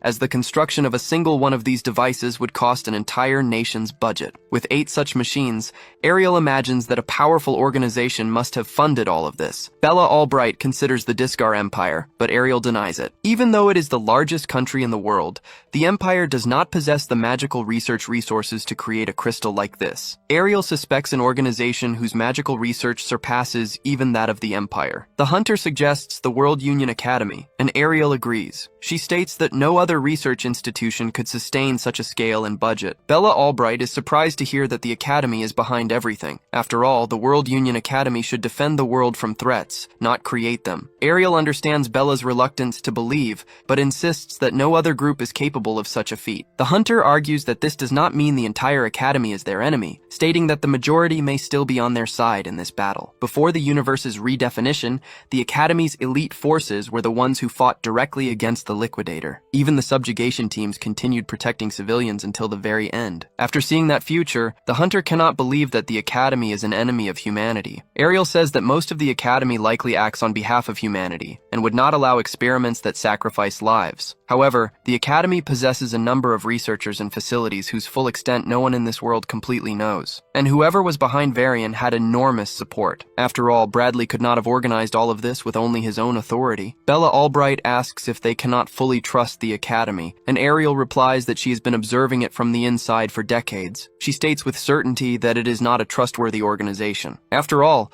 most people inside believe they are doing what is best for humanity, and those involved in this experiment have likely convinced themselves that they are acting for the greater good. The truth is now buried in the shadows before them. The hunter asks if there is a way for them to find the mastermind behind everything, but Ariel sees no communication devices at the location, not even residual magic from the circle's creator, as the cleanup was thorough. Just as Ariel is about to finish speaking, everything begins to explode, startling the group. Ariel realizes that they installed evidence elimination mechanisms, which detonated the place the moment Bradley left. They probably planned to lure anyone investigating the site inside and then blow everything up. However, Bella Albright wants them to leave immediately, as the place is collapsing and exploding. Ariel tells them to calm down, as these are magical explosives, and the Academy's professors are not that weak. Therefore, she conjures a defensive spell and declares that she will not die in such a ridiculous way. Ariel instructs them not to leave the magic circle while she protects them. The structure continues to collapse, but they remain protected by Ariel's magic circle, until finally,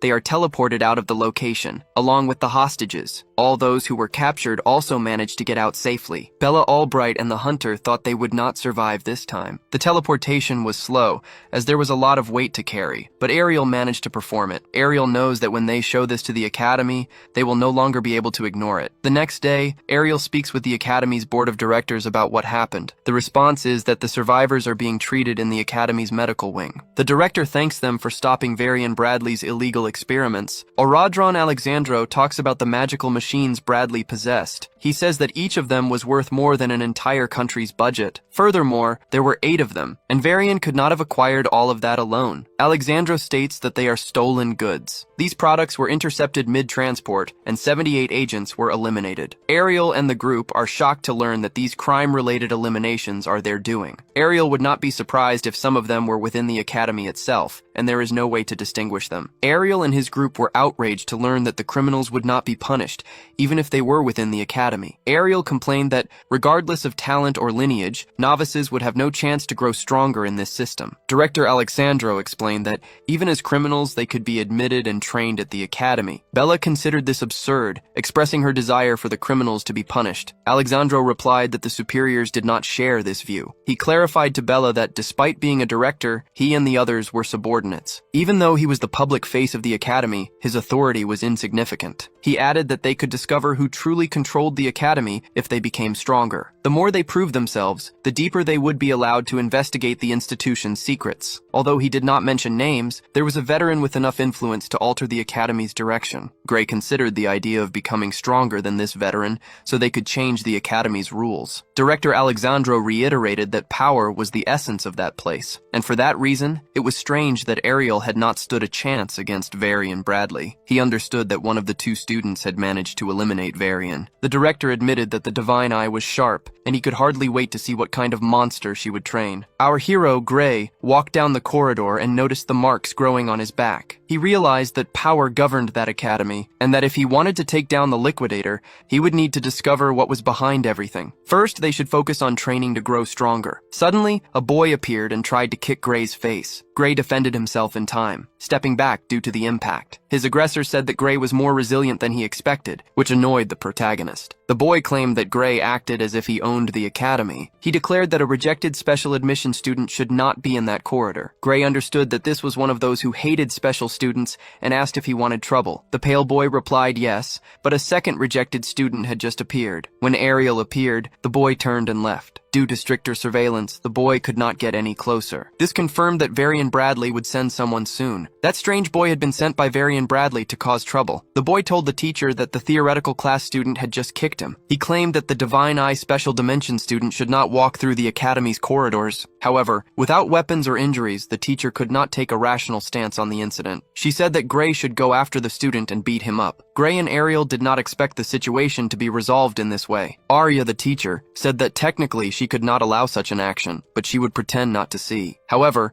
Gray preferred to leave the boy alone and not cause more trouble. Arya asked if the Divine Eye Special Dimension students were so hated. Gray stated that they were often mocked, but it was the first time the situation had escalated to physical aggression. Arya regretted that they were mocked and expressed her desire to have more authority at the academy. Gray, however, considered that if Arya had given up her scholarship because of the situation, he would not even be there, so he let it go. Furthermore, Bella was determined to prove that the divine programmer had not been a mistake. Gray added that his teacher had a divine eye. After all, in the future, the special students would become the heroes who would fight against the Liquidator. Ariel thanked Gray, but said that he should not act as if it were someone else's problem. She stated that, of the entire Divine Eye group, Gray was the one she had the highest expectations for. Amy White, Luke Muller, and Jacob Bloomfield were special students who would reach a high level, but it was the first time she truly believed someone could surpass humanity itself, and that person was Gray. Gray found it heavy to be compared to these great heroes. However, he considered this kind of thinking weak, for the brain behind Varian probably had not yet given up on summoning the Liquidator. Gray had returned to this timeline to ensure he could defeat the monster. He knew that the fate of that world was in his hands. The scene shifted to fencing class, which would be practical live combat. The teacher asked them to form pairs according to the list on the board. Gray remained very attentive to the practical discipline. After all,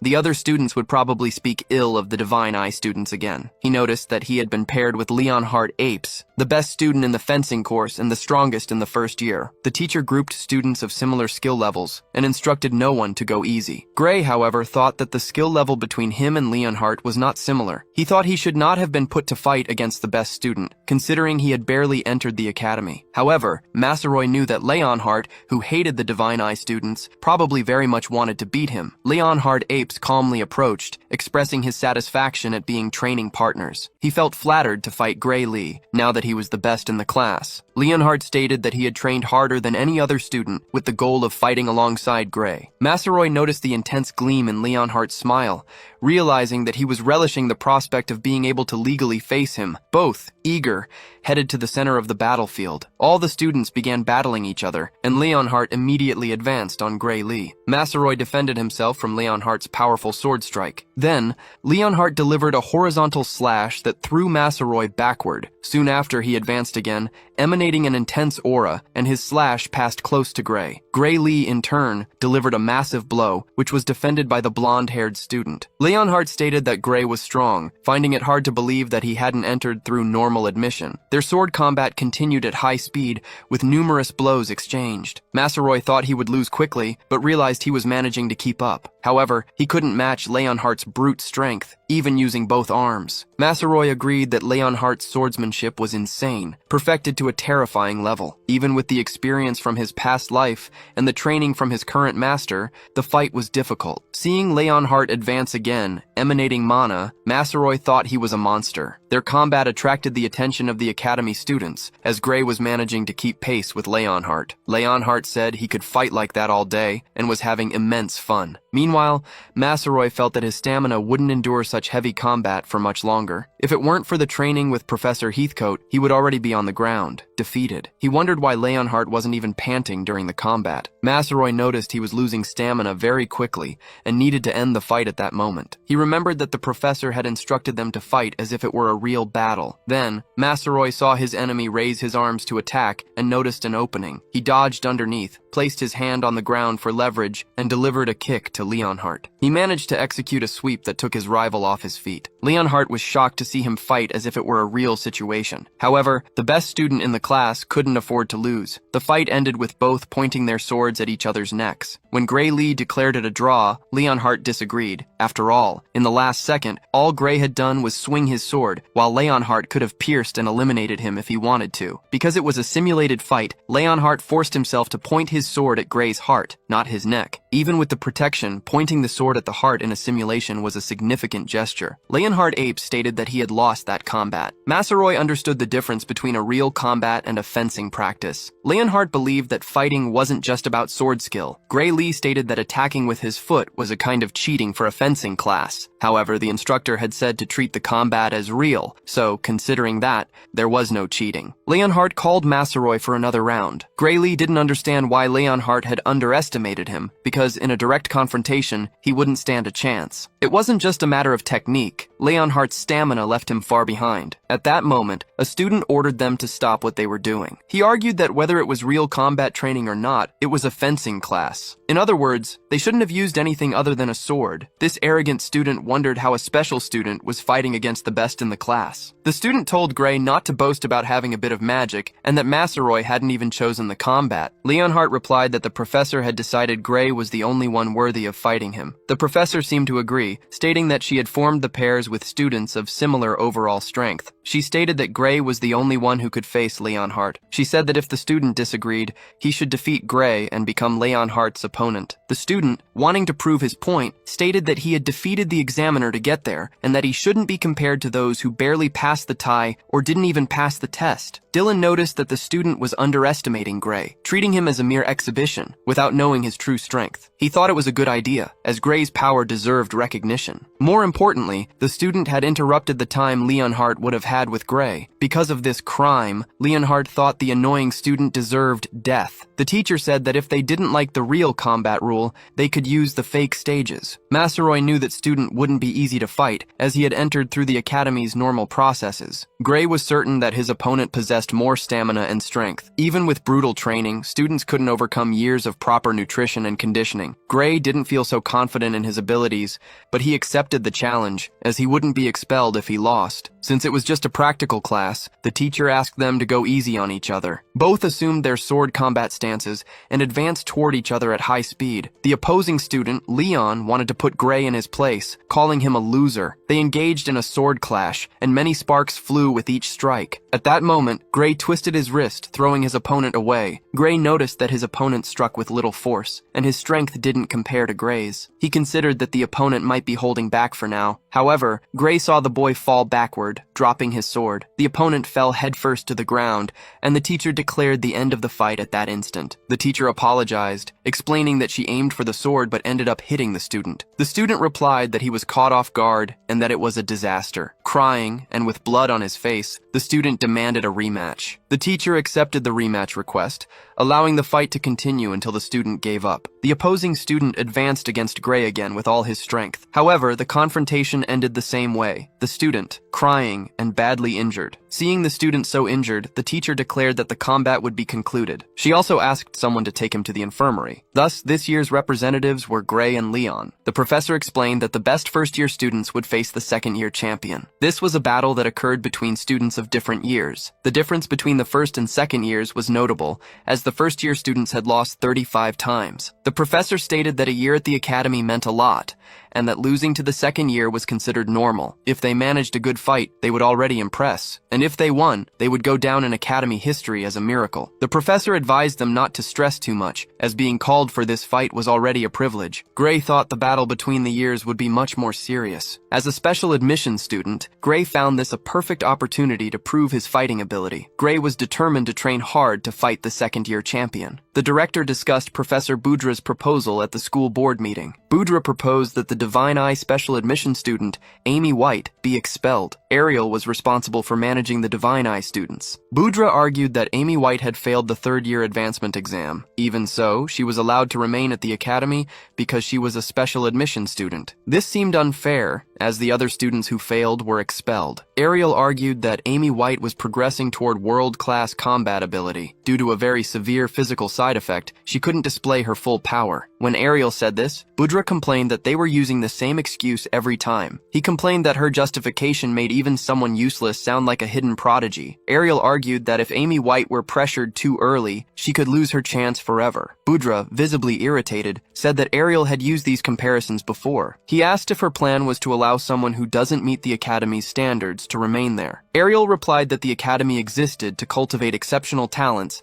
and that they should keep her, even if she didn't fit the system's conventional standards. Budra retorted that special admissions were impressive in the past, but now they were taking up space improperly. He cited Amy White, Bella Albright, and Jacob Bloomfield as examples, stating that the Divine Eye program was losing its greatness. Another professor suggested abolishing the Divine Eye special admission, and Ariel was shocked. After all, it had been established long ago by a council of academy founders and could be abolished just as easily. Another professor opined that the current Divine Eye students were not impressing them and that the program had lost its sharpness. One of them mentioned that Bella Albright had improved, but this was not a great achievement, as she possessed little mana. However, the former Divine Eye students were in fact interesting. Therefore, half of those present were in favor, and half against the abolition, due to the legacy of the former students who made the program worthwhile. Ariel did not expect there to be more voices against the Divine Eye than she had imagined. At this rate, they could indeed end the program, and Budra stated that it was outdated. He asked if Ariel considered herself better at recognizing talent than they were. Ariel wanted to say yes, but she held back, knowing it would provoke them. She noticed that the professors already disliked her, and many cared more about the program's benefits for the academy. If she wanted to have them on her side, she could not say anything that would turn them against her. Budra reaffirmed that Ariel had already passed her prime and that she no longer had valid arguments. Another professor mentioned that she had already achieved great things in the past. The professors argued that Professor Ariel should retire before losing her legacy. They added that if she wished to create favorite students at her will, she should open her own school. They scoffed, saying she would be lucky to find students willing to follow the Divine Eye in its current state. Ariel, for her part, knew that she could still recognize genuine talent, but these children needed more time to develop. Given time, they would prove their worth. She just needed to prevent them from being expelled before that happened. Professor Ariel desperately sought a way to prevent the expulsion of students from the Divine Eye program. It was then that one of the professors mentioned the Divine Eye student, Gray Lee. He had heard that Gray was promising among the first-year swordsmen. Budra, however, expressed skepticism, stating that the student did not seem promising. They would decide the future of the Divine Eye program after observing Gray's results in the upcoming competition. Ariel looked at Heathcote, who shook his head in denial. Professor Ariel stated that Gray's skill was not suitable for simulated fights. When she added that he only excelled in desperate situations, the professor became furious. He retorted that if the student could not demonstrate his skills in training, he would show nothing in real combat. Ariel, indignant, argued that they did not understand that Gray's skills did not fit common swordsmanship. At that moment, Alexandro ended the meeting, as the discussion was not progressing. He agreed that seeing the divine eye admitted student in action seemed like a good idea. Thus, the program's fate would be decided after Gray's fight. The meeting was adjourned, and Boudre eagerly awaited the competition. Ariel felt powerless in the situation, and Heathcote noticed her discouragement. Professor Ariel knew that Gray and his power did not suit simulated fights. She knew that he still needed time, and that they were expecting something irrational from him. Even so, she ardently hoped that Gray could help the children with world-class potential. She hoped that he would protect the future of the special admission students. Finally, the day arrived, and the battle between the first and second years began. The competitors were introduced. Leonhardt, the best first-year student, Lionel Hartman, the best second-year student, the first-year challenger, Gray Lee, and finally, the second-year challenger, Diebel Redartle. Our hero, Gray, recognized Diebel as the same man who had kicked him in the hallway for no apparent reason. The professors were present to witness their abilities,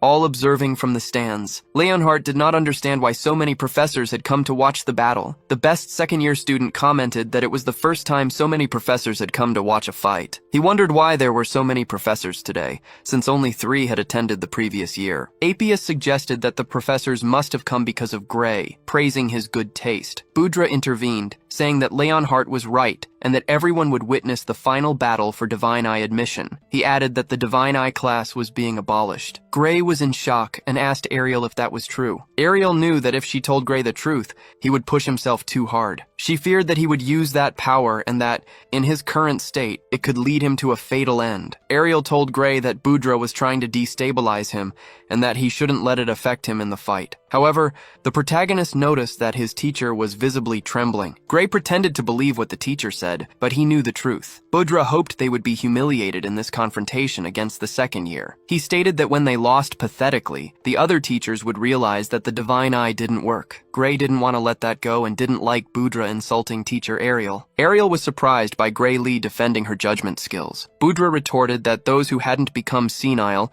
seemed convinced that Gray would lose pathetically. Gray replied that he would prove him wrong in the fight. Boudre was very annoyed by the boys' arrogance. The participants separated and went with their teammates to prepare for the combat. Teacher Ariel appreciated Gray's behavior, but she wondered what he might be planning. If he were fighting against the top student, his practical swordsmanship might have given him a small chance. However, he had fallen against a terrible opponent, Diebel Redartle. Bradley had manipulated Diebel's brain through surgeries, increasing his reflexes to an inhuman level. Diebel was the worst possible opponent for Gray's ambush tactics. Ariel greatly feared that the boy was planning to use his secret ability. She asked Gray not to worry about her, and also not to push himself too hard. Gray looked at her with a relaxed expression and said that he knew that. They announced the start of the top students' combat, and the representatives stepped forward. Ariel was protected with magic to prevent fatal injuries. Furthermore, activating the opponent's protective barrier is considered a victory, simulating a real combat. The battle between the top students of each year begins now. Leonhardt advances against the second year's top student, delivering a series of massive attacks with his sword. The opponent defends all blows with his own sword and counterattacks. However, Leonhardt acts quickly, throwing himself to the ground to deliver a kick to his opponent's face. However, Leonhardt realizes that he cannot fight with the same intensity as Gray Lee and feels exhausted. His rival comments that Leonhardt is even stronger than in his first year. However, the rival quickly recovers from the kick and declares that they will speed up the pace of the battle. Increasing the intensity, the rival asks if Leonhardt can keep up with him. Leonhardt, the blonde, manages to dodge some blows, but he is caught by surprise and his protective barrier is activated. Luenal is declared the winner of the fight between the top students. Next, the challengers' fight will begin, and the representatives take another step forward. Leonhardt passes by Gray and wishes him good luck in his combat. He adds that Gray must ensure his stay at the academy, especially after his statements. Gray mentally notes that he has faced monsters countless times before returning in time. Compared to those experiences, he concludes that Diebel must be entirely beatable. His rival Diebel approaches, dragging his sword across the ground. He declares that he will send Gray Lee to hell, just as he did with his teacher Bradley. The inter-year battle selection fight begins now. Gray charges head-on against Diebel. The swords clash, and a profusion of sparks erupts from the impact, until Diebel throws Gray away. Gray feels a weight, and his right arm begins to tremble as he holds the sword. Teacher Ariel had mentioned that Gray's reflexes and arm strength were enhanced. Realizing this disparity in strength, Gray concludes that none of his tricks will work against the sinister enemy. Questioning how he can fight against the stranger, Gray thinks of his secret ability. However, the teacher advised him never to use that power, regardless of the situation. Even if the tournament was important, it wouldn't be worth his life, as using that ability could lead to his death. Furthermore, the arena's defensive barrier might not withstand it, and he would run the risk of eliminating the opponent. At that instant, Deebly charges head-on against Gray. Thinking of protecting the Divine Eye's spot, Gray is ready to risk his life, but he doesn't wish to eliminate the opponent. Suddenly, Deebly crouches down and delivers an extremely heavy sword strike. Gray defends the blow and counterattacks with a downward motion. Gray manages to defend another attack from the stranger and realizes that Deebly's physical attributes and reflexes would easily overwhelm him. He notices that Deebly doesn't lack technique. Rather, he is holding back. Gray looks at the enemy's face and notices a sinister smile and a malicious gaze. Then, Deebly advances with a sword strike that Gray cannot dodge, and Gray feels that he will be hit. As he puts his sword forward, Gray realizes that he wouldn't have made it in time. He thinks that his enemy weakened the attack on purpose to force Gray to defend. From the stands, Teacher Ariel observes a purple power pulsating in Deebly's heart, noting that this energy is excessively unilateral, concentrated only on his left side. It is commented that this year's second-year students seem to have an unpleasant personality and could cause problems at any moment. The Divine Eye student is facing great difficulty blocking the second-year student's attacks. They consider this proof that the Divine Eye spot might be abolished. Budra opines that, at this rate, the special spot will become chaotic if they keep waiting for the students to develop. They agree that Budra is right and that he is a thoughtful student who thinks about the academy's well-being. Teacher Ariel orders them to stop the fight, as the situation is becoming too dangerous. Budra mocks her, stating that a simulated fight presents no danger. Another teacher explains that the arena is covered by a protection spell, and fatal attacks will be automatically blocked. Therefore, the students can fight seriously without fear, unless she has another reason to want to interrupt the battle. Even aware of the protection spell, Ariel realizes that it won't be enough to protect Gray. Suddenly, a burst of purple, malevolent mana erupted from the second-year student. Darkness enveloped his arm and sword as he charged a massive attack. As he launched the attack, a mana explosion occurred, splitting the arena in half. Furthermore, the protective barrier itself was destroyed in the process. The attack nearly hit Budra, and Ariel had warned about the barrier's destruction. Ariel became irritated as Bradley had implanted this magic in his student. She realized that the spectator's barrier was too strong, preventing her from using her prison magic. Ariel ordered them to cancel the tournament and deactivate the barrier, as it was an emergency. She yelled for Gray to flee, as stopping the fight from the outside would take time. Gray, however, did not believe fleeing would be useful, as turning his back would mean death. The students screamed in despair as they saw the arena tremble. She warned that the teacher's spells would take 30 seconds to reach them. Ariel considered it too early for such an action, but she trusted Gray's ability. She yelled for Gray to think of his body as an extension of his own sword. Ariel asked him to move his body in union with his power, and Gray began to ponder how to achieve this. Gray dodged an incredibly fast and powerful blow. He was determined to win, driven by his teacher's belief. The only option was for him and his sword to become one, and Gray focused intensely on this idea. A dark blow advanced with full force towards him,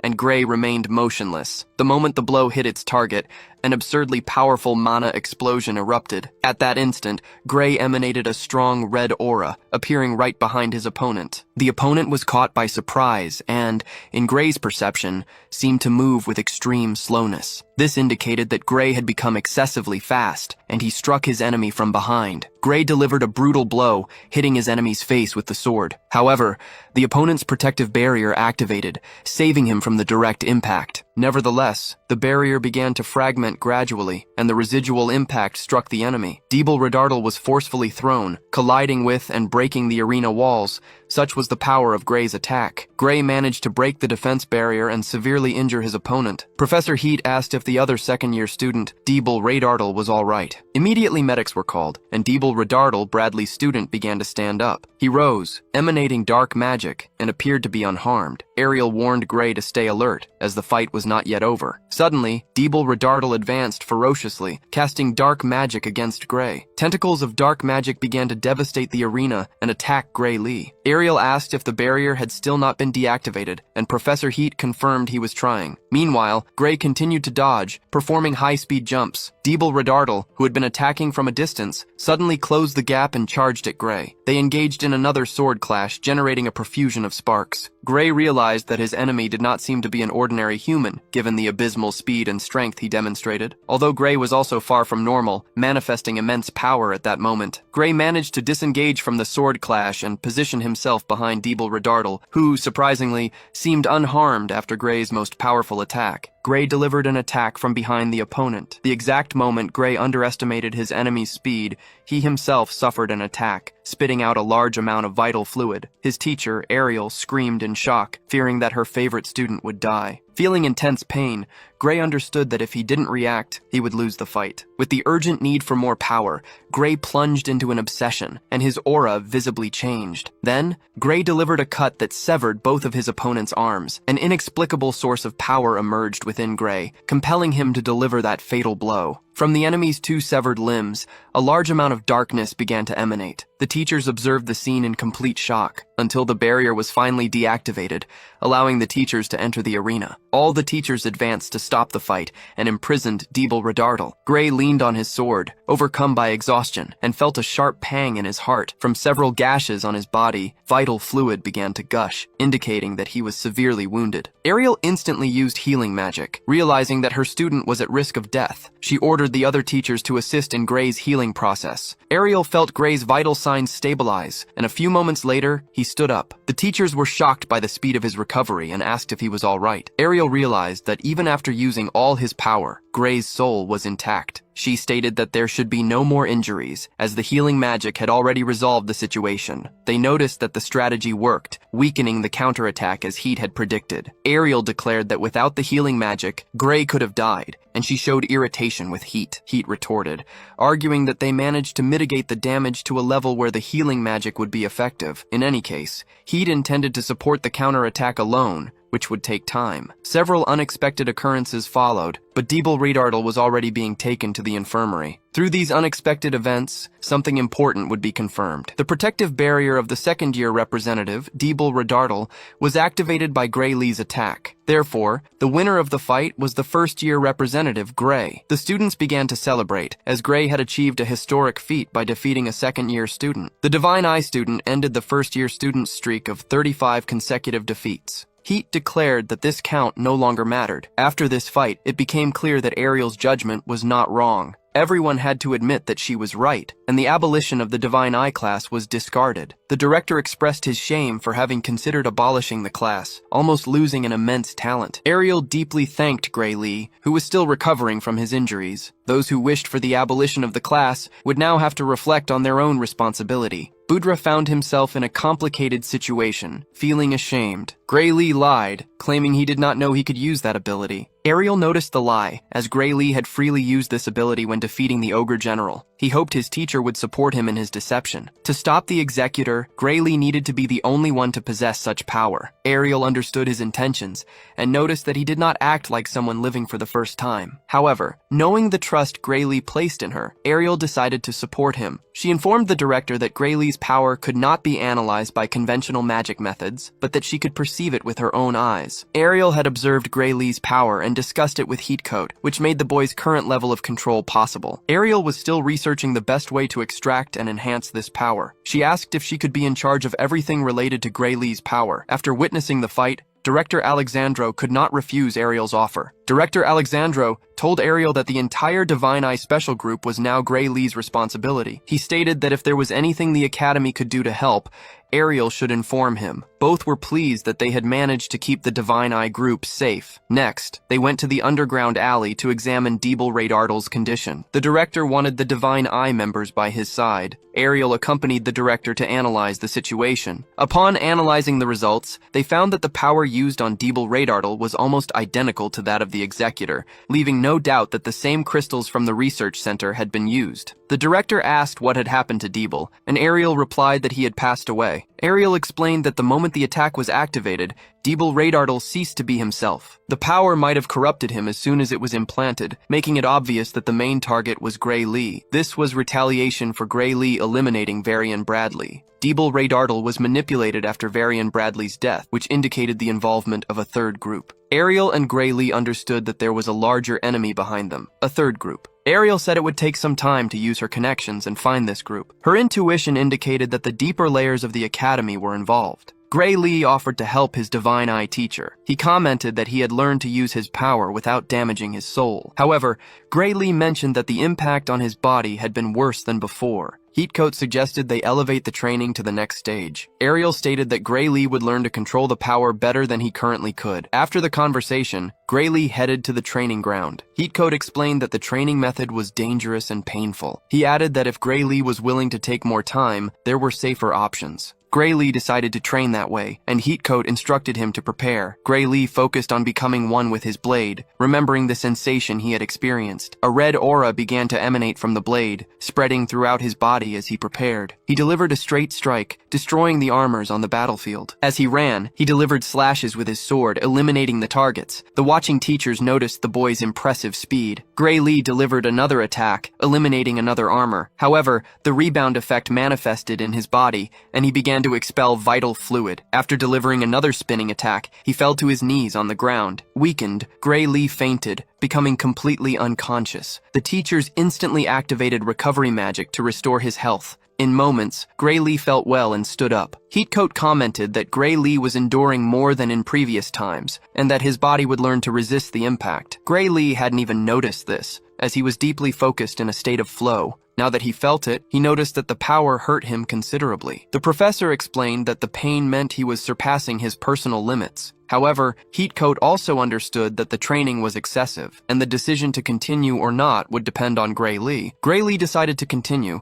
and they set off for another round of training. However, Professor Ariel appeared and ordered them to stop the training, stating that it should be limited to only once a day. Gray Lee argued that with that method, the soul would not be harmed, and the body was already healed. Ariel replied that physical wounds could be healed with recovery magic. However, if Gray suffers severe damage again, his destabilized nerves would confuse his senses. Ariel added that he understood this better than anyone, and that it would mean losing the movement of his hand again. Heatcoat agreed, stating that he would also hesitate to repeat this type of training multiple times a day. One of the mages questions Gray's haste to become stronger, considering his already impressive power. Ariel takes the blame, explaining that she was the one who led Gray to fight Bradley. Now, people will come after him seeking revenge, and the incident with Deeble was just the beginning. She reveals that there are people operating in the shadows of the Academy, including criminal groups who stole the magic catalyst for Bradley. If they isolate Gray somewhere with heavy security, she doesn't know if they will be able to protect him. Therefore, becoming stronger is the boy's only path to survival. Gray insists that stopping the Executor experiment was his own choice, not hers. Deep down, Gray's true motive is to stop the Liquidator. Ariel states that Gray is an exceptional student and that she will do everything to help him develop his power to its fullest. Heath realizes that Ariel has something in mind upon hearing her words. Ariel asks Gray if he wants to know the fastest and safest way for a swordsman to become stronger. Heath suggests that changing the sword is the quickest solution for this strengthening. The sword provided by the Academy was supposed to be a high-level custom weapon. Ariel explains that,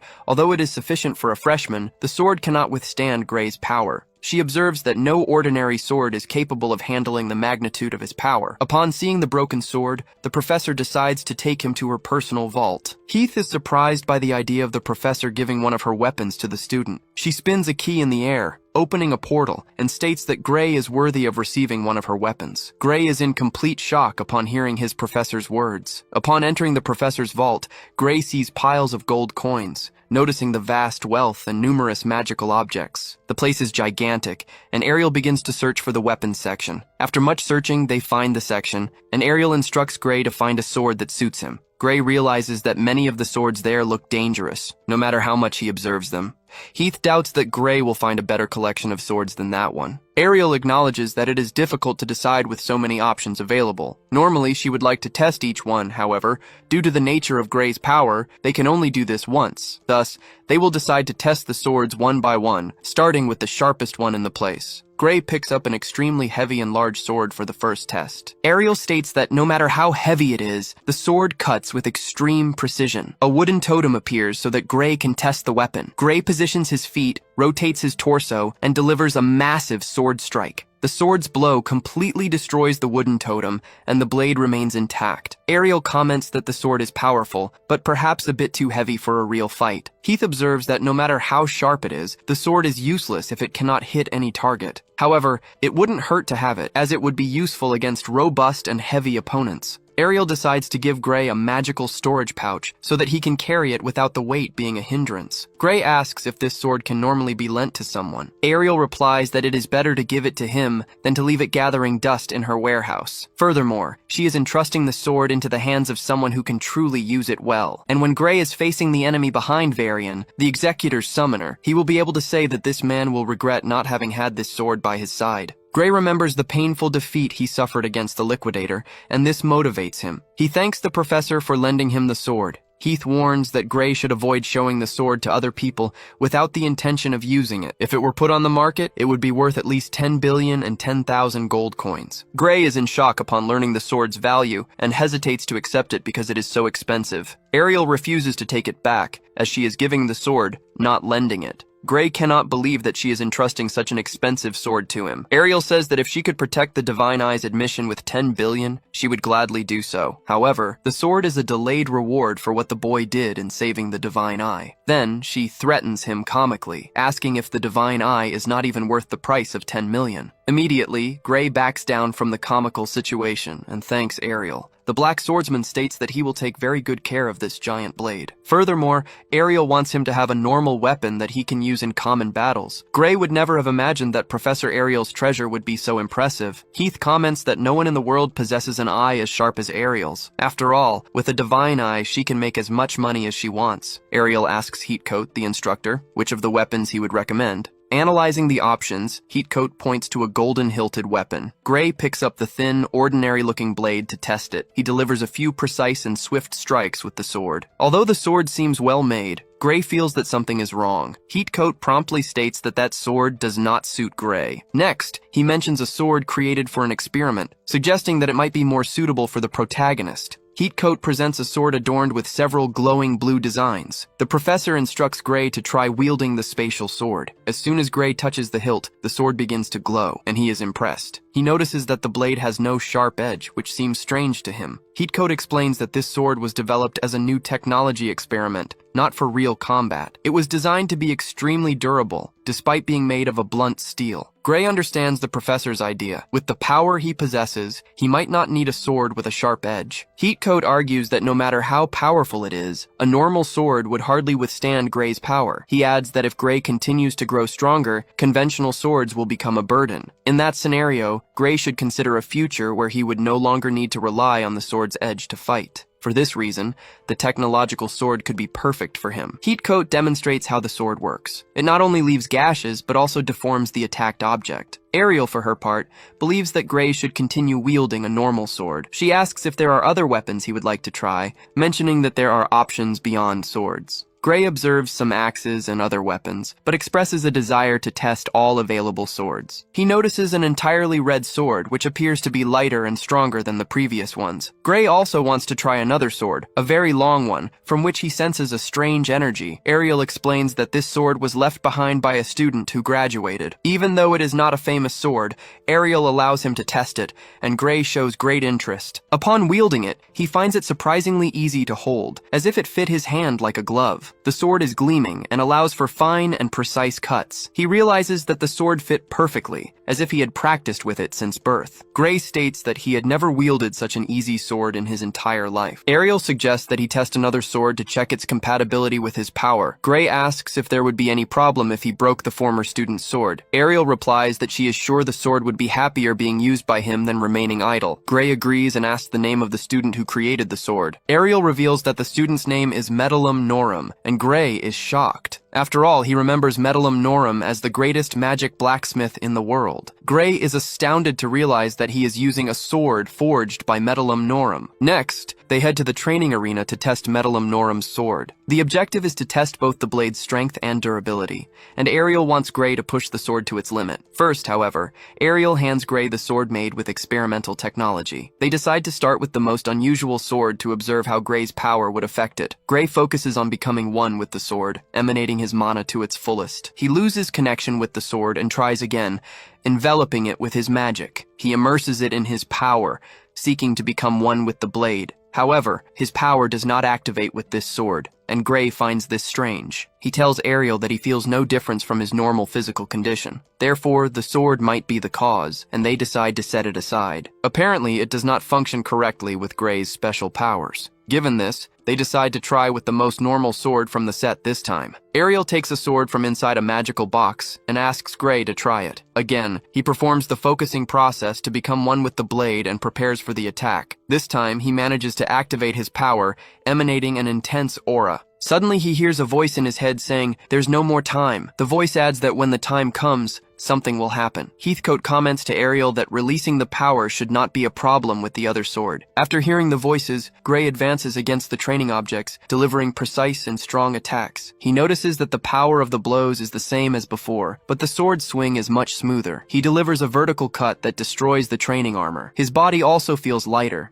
and he runs, delivering several sword strikes with ease. He breaks several armors, and the mages present notice that Gray is different from the last training session. Gray runs throughout the training area, eliminating all the armors he encounters. With impressive speed, he feels as if he is flying through the arena. As he delivers the last cut to an armor, he notices a bit of vital fluid dripping from his mouth. Gray realizes that although the number of targets was the same as before, he took them all down at once. Previously, he could only hit about half, but now all had fallen. Furthermore, Gray remains standing, without falling unconscious like last time. However, the observers notice a lot of vital fluid dripping from his chest, revealing a large cut. Professor Ariel becomes desperate and orders him to drop the sword immediately. Lee and Gray obey. Gray drops the sword and falls to his knees on the ground. The professors rush to support him and cast their healing magic to help him. Gray starts to become extremely weak, and one of the professors asks him to stop exerting himself so much. Ariel explains that losing so much vital fluid will drain his stamina, and he should rest immediately. After all, he surpassed a limit he couldn't before, and this could be a divine sign. If Gray moves without realizing his own condition, it will be very dangerous. In a true combat, without a healer, he will need to be more careful. Looking at the blade, Gray realizes it doesn't have a single scratch, even after all the combat. Using his divine eye, he notices that the sword emits a stronger glow and has withstood the full intensity of the combat. Suddenly, Ariel notices something different in the sky and becomes alert. A pink magic explosion occurs at the World Union Academy. Everyone is shocked, and the location begins to be attacked and crumble. Students flee as debris falls in front of them. All Academy instructors create magical barriers to protect the students. Heathcote explains that the attacked area houses a vault containing dangerous materials. The explosion was clearly caused by someone who wished to steal them. Immediately after the explosion, he saw someone use teleportation magic in a fraction of a second. They consider this impossible,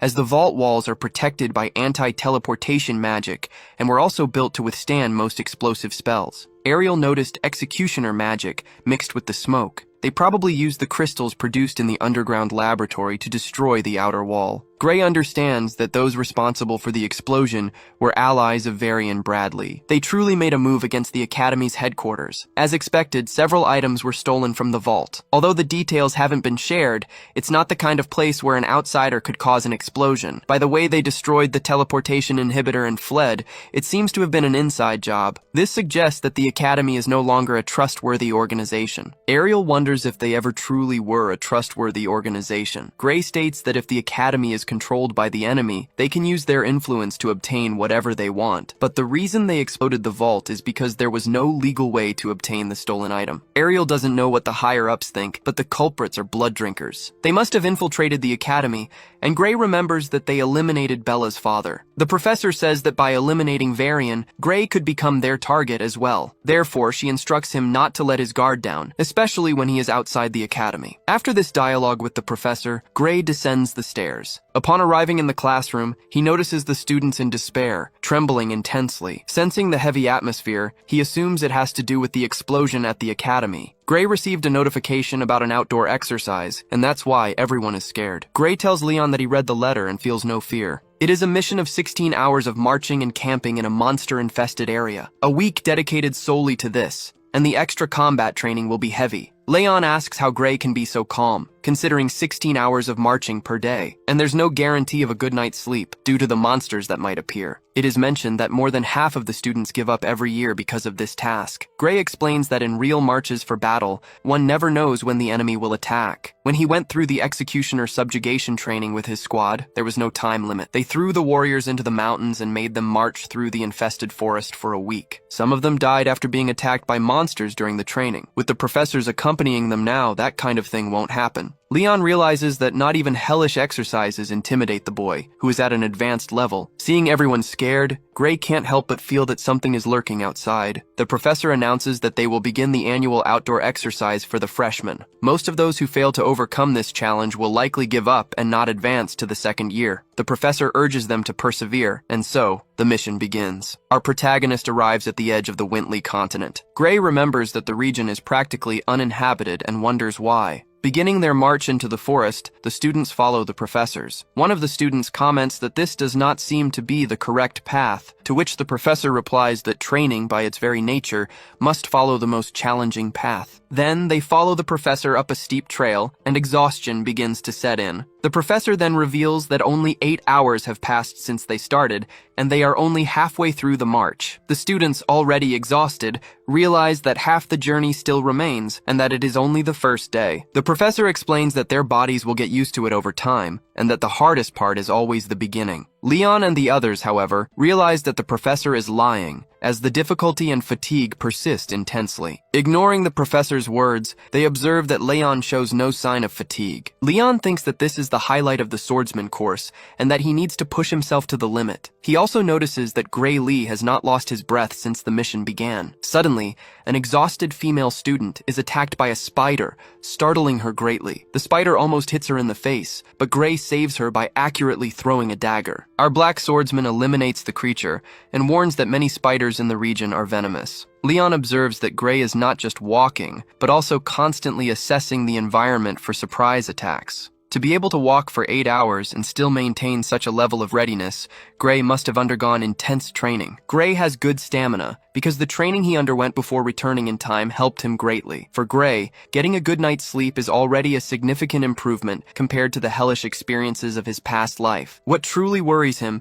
is Ariel's comment about the need to keep one's guard up outside the academy walls. These training exercises take them to open areas with little security. Furthermore, the academy members know the exact location of the students. So, our hero prays that nothing bad happens during this outdoor training. At that moment, the professor instructs them to stop. Exhausted, they ask the professor what is happening. The professor announces that from now on, they will undertake a meal training exercise. Everyone becomes visibly happy, imagining the feast that awaits them. They thank for the break, eager for the amount of food they expect to consume. Gray, however, has a bad feeling, especially because of the exercise's name, which involves meal. The professor clarifies that it is not a break to eat, but rather a lesson. On a march, when one eats, one also cooks. He divides them into squads, ensuring that the strength of each group was as balanced as possible. The professor informs them that each squad will have a designated space with basic utensils to prepare their meal. In Squad C are Leonhard Apius, Plua, Hides, and Bias, while in Squad D, Gray Lee is the leader along with Bask, Rumia, and Banas. Gray wonders if he will be a good leader, as he fears that no one will want to listen to the special student of the Divine Eye. The students of Squad D introduce themselves to Gray and seem to be friendly. They appear calmer than he expected, as Gray imagined they would not like taking orders from him. Gray asks if they are comfortable with him being the leader, but the students do not understand his doubt. For them, after Gray's victory, there would be no one more suitable for leadership. Considering him the most trustworthy, they quickly grab the equipment and ask what the next instructions are. Gray notices a change in attitude.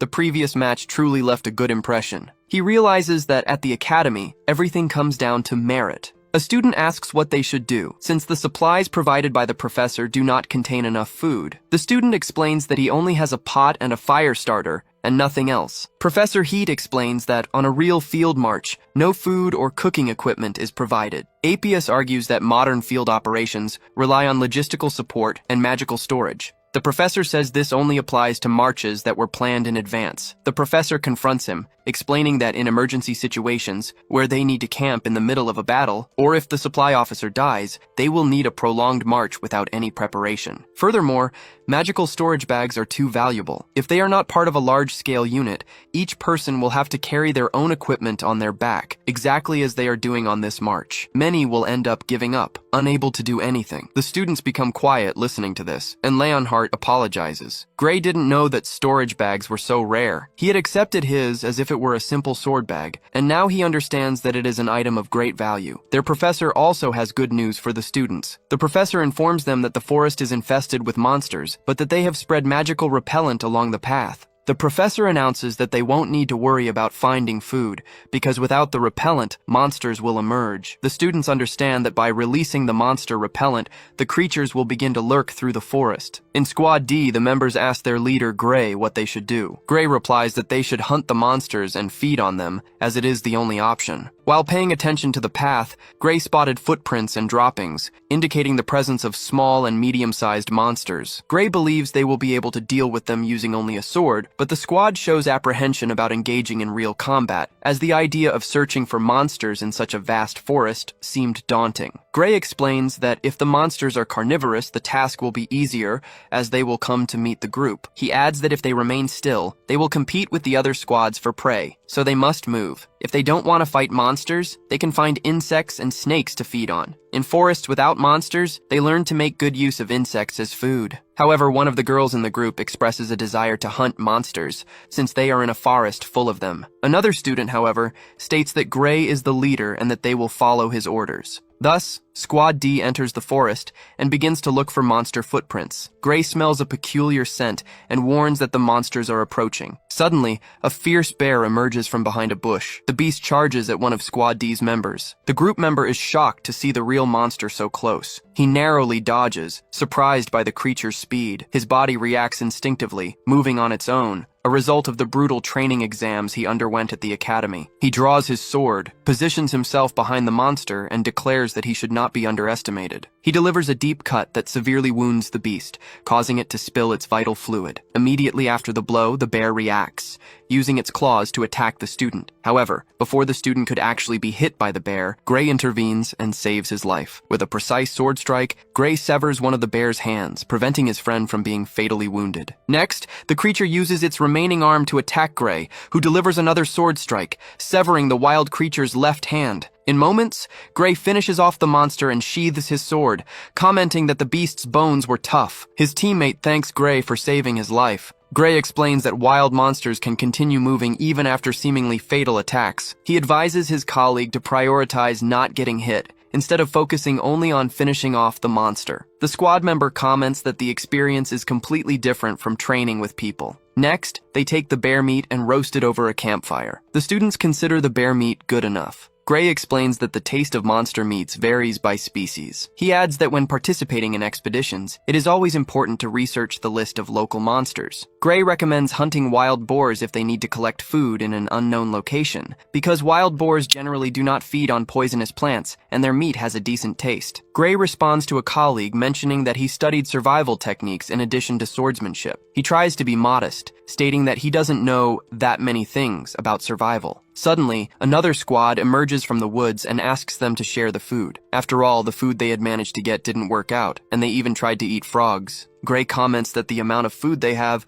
would be enough to feed an entire class. So, he shares the food, and the students from the other squad become excited. However, the professor intervenes, stating that food exchanges between teams are prohibited and that each person must hunt their own. The professor removes the squad from the spot, and they return sadly in search of more food. After another march, the professor announces that they will set up camp at their current location. He informs them that, from now on, it will be a field camping exercise. The students are happy to have eaten properly, while some collapse exhausted on the ground. A student asks if they will need to get more food for the rest of the training, but Professor Rent replies that, for the camp, they received canned food and individual tents. They must collect materials and set up the tents and campfires in the designated locations. They will also simulate attacks and surprises during the night, and the teams will need to establish watches. They can use any method to prevent surprise attacks. The professor hears some students whispering about strategies that go beyond the rules. He states that the students were deliberately spread out so they couldn't relax. Thus, the professor announces that the training will begin immediately. The less time the slower ones take to act, the more sleep they will get during the night. Gray discusses how many people will be needed for the night watch. His colleagues suggest that if they use 2 people per shift, they will have half the night to sleep. Gray then agreed to the idea of only one person taking the night watch. One of his teammates commented that the first and last shifts would be calmer, while those on the middle shifts would have their sleep interrupted. For this reason, Gray volunteered for the second shift and asked if anyone would be willing to take the third. The purple-haired boy, whom Gray had saved earlier, promptly accepted the third shift. Rumia, Bask, and Benas volunteered for the first night watch shift. At the end of each shift, the person in charge was supposed to wake up the next person on the list before going to sleep. While Gray slept, Rumia remained awake, watching around the campfire. Suddenly, a figure with a dagger in hand began to move stealthily towards Gray's tent. Rumia, on her watch, began to feel an overwhelming drowsiness. The moment the man approached, Gray woke up. He had heard a strange noise moments before and immediately stood up, brandishing his sword. Gray knew that if it were a monster, the sound would have been much louder and more chaotic. It was, without a doubt, a human. Someone who did not wish to be noticed as they moved. Peeking through the tent flap,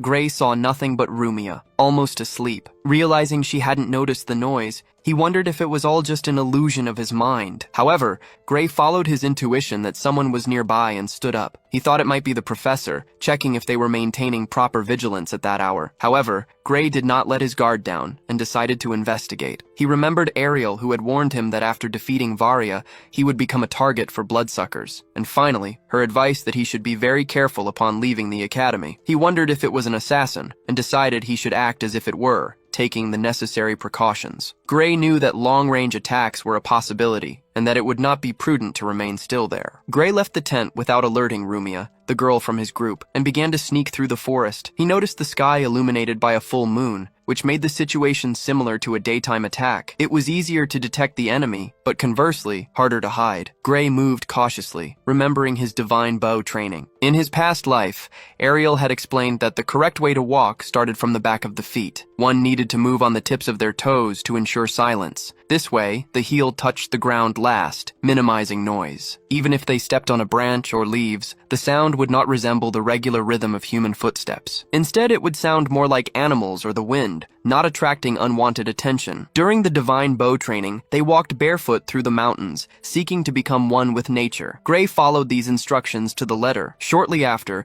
he spotted the man with the dagger in his hand. Gray used stones to lure the intruder, who fell into the trap. Immediately, Gray pointed his sword at the man's neck, ordering him to stay still. He forced him to answer his questions, threatening to eliminate him otherwise. Gray asked his name and what affiliation he belonged to. However, Gray noticed that it was the old mustachioed professor. He asked if this was another one of the surprise attacks for academic purposes. The professor explained that he was checking if Gray was properly guarding the area. However, he did not expect to be approached from behind, unnoticed, with a sword at his throat. At this point, he couldn't tell who was teaching more, if it was him or Gray. Gray imagined the professor was faking it and decided not to lower his guard. If the professor truly wanted to attack him, he would be carrying a more lethal weapon. Considering it safe to trust the professor, Gray finally lowered his blade. At that moment, Rumia appeared, sword in hand, to check the sounds. Seeing the professor and Gray there, she asked what they were doing. The professor explained that he was checking if the group was maintaining proper vigilance, and that Gray had noticed him even before he arrived. He stated that their vigilance was impeccable, and that he had never seen freshmen set up such a perfect camp. Rumia commented that Gray should have been sleeping and she doing the watch. The professor found it strange that Gray hadn't been assigned to the watch, and Gray in turn asked if the professor had stepped on a branch as he approached. The professor confirmed that he had, indeed, stepped on one, and Gray explained that he recognized the sound as coming from a human. The professor was surprised that Gray had perceived the imminent attack just by the sound of a branch while he was sleeping. Gray replied that he wasn't in a deep sleep yet, and that it was merely a coincidence. The professor began to laugh, because in addition to the simulated battle the day before, Gray continued to surprise the academy. He wondered if there was still anything they needed to teach Gray Lee. Then, he announced that Gray was banned from participating in the Night Watch training. training. After all, if he handled everything alone, the other students wouldn't learn anything. Gray asked if the absence of one person in the squad would mess things up. The professor replied that Gray's group would not receive surprise attacks between 1 and 3 in the morning. Gray Lee's group, even without him, would receive a perfect score in the vigilance training, with no extra conditions. The professor noted this information and instructed the group to proceed with the training, excluding Gray Lee. Surprised, the professor realized that Gray Lee had approached from behind without him noticing his presence. He wondered if the protagonist could belong to some elite stealth unit. However, he considered that impossible for someone so young. Still, he recognized that Gray Lee's skill was unquestionably high. This realization led the professor to question Gray Lee's true identity. At dawn, the professor announced that they could resume the march. All the students felt a deep drowsiness, as they had barely slept due to the constant alerts. The Black Swordsman, Gray Lee, continued to lead Squad D, showing no signs of fatigue. The next day, after a long march, night fell again. They prepared to camp once more, hoping to finally be able to rest. The professor announced that the day's training was over and that there would be no more strenuous activities. The tents had already been set up, and they could relax while the food wasn't ready. Everyone ate, and exhausted, collapsed onto their beds. Gray Lee, however, found the permission for so much rest strange. He was certain that the next day would be hellish, even worse than the previous ones. Leon talked with Gray Lee, expressing his confidence that he would excel in any training. Professor Heathcote prepared a true feast for all the students. The professors brought large buckets, informing them that there was plenty of food and that they could have seconds as they wished. After surviving 2 days of brutal training, they deserved a rest and a night to recover their energy. At that moment, the professor gave a malicious smile, aware that the next day would be even more challenging. The next day, the march resumed, and they soon came across an imposing mountain. The training in the dangerous transversal zone of Mount Gastia was about to begin. The student groups followed the professor along the path leading to Mount Gastia. Although the students had been startled upon seeing the mountain for the first time, their current pace gave them confidence. So far, no one had fallen, which was expected from individuals who had passed the academy's rigorous entrance exam. However, the professor warned that the real training would begin at that moment, because in approximately 2 kilometers, they would enter the territory of the water lizards. These animals were considerably stronger than those encountered during the food foraging training. Most of the students could be eliminated or even perish in this fight. Fear spread among them at the prospect of facing such lethal monsters. The professor instructed them that they must move undetected, as it was a 2-week training in a dangerous area. Water lizards did not move during dry seasons to conserve their energy. If the students avoided loud noises, perhaps the lizards would not even notice their presence. However, because it was the dry season, they were thirsty for any type of liquid. An example of what they might drink was the vital fluid of human beings. If the water lizards detected them, death would be almost instantaneous. This reminded Gray Lee of the old training he underwent in the Divine Bow hunting monsters. The professor commented that the training should be easy for Gray Lee, who already had experience hunting monsters. He questioned whether the other students would have the same capability. Looking back, the professor observed the students struggling to move without making noise. Annoyed, Rent instructed them that they must walk much slower than they were. He stated that if they made no noise, they would be safe and should maintain that slow pace. Rent informed them that they could not camp in the water lizards' territory, and the students showed exhaustion. Noticing the lack of instructions on how to proceed, Gray Lee assumed they had been taught about safe locations before the training. That level of noise was not enough, and the professor reiterated that they should make sure not to produce loud noises.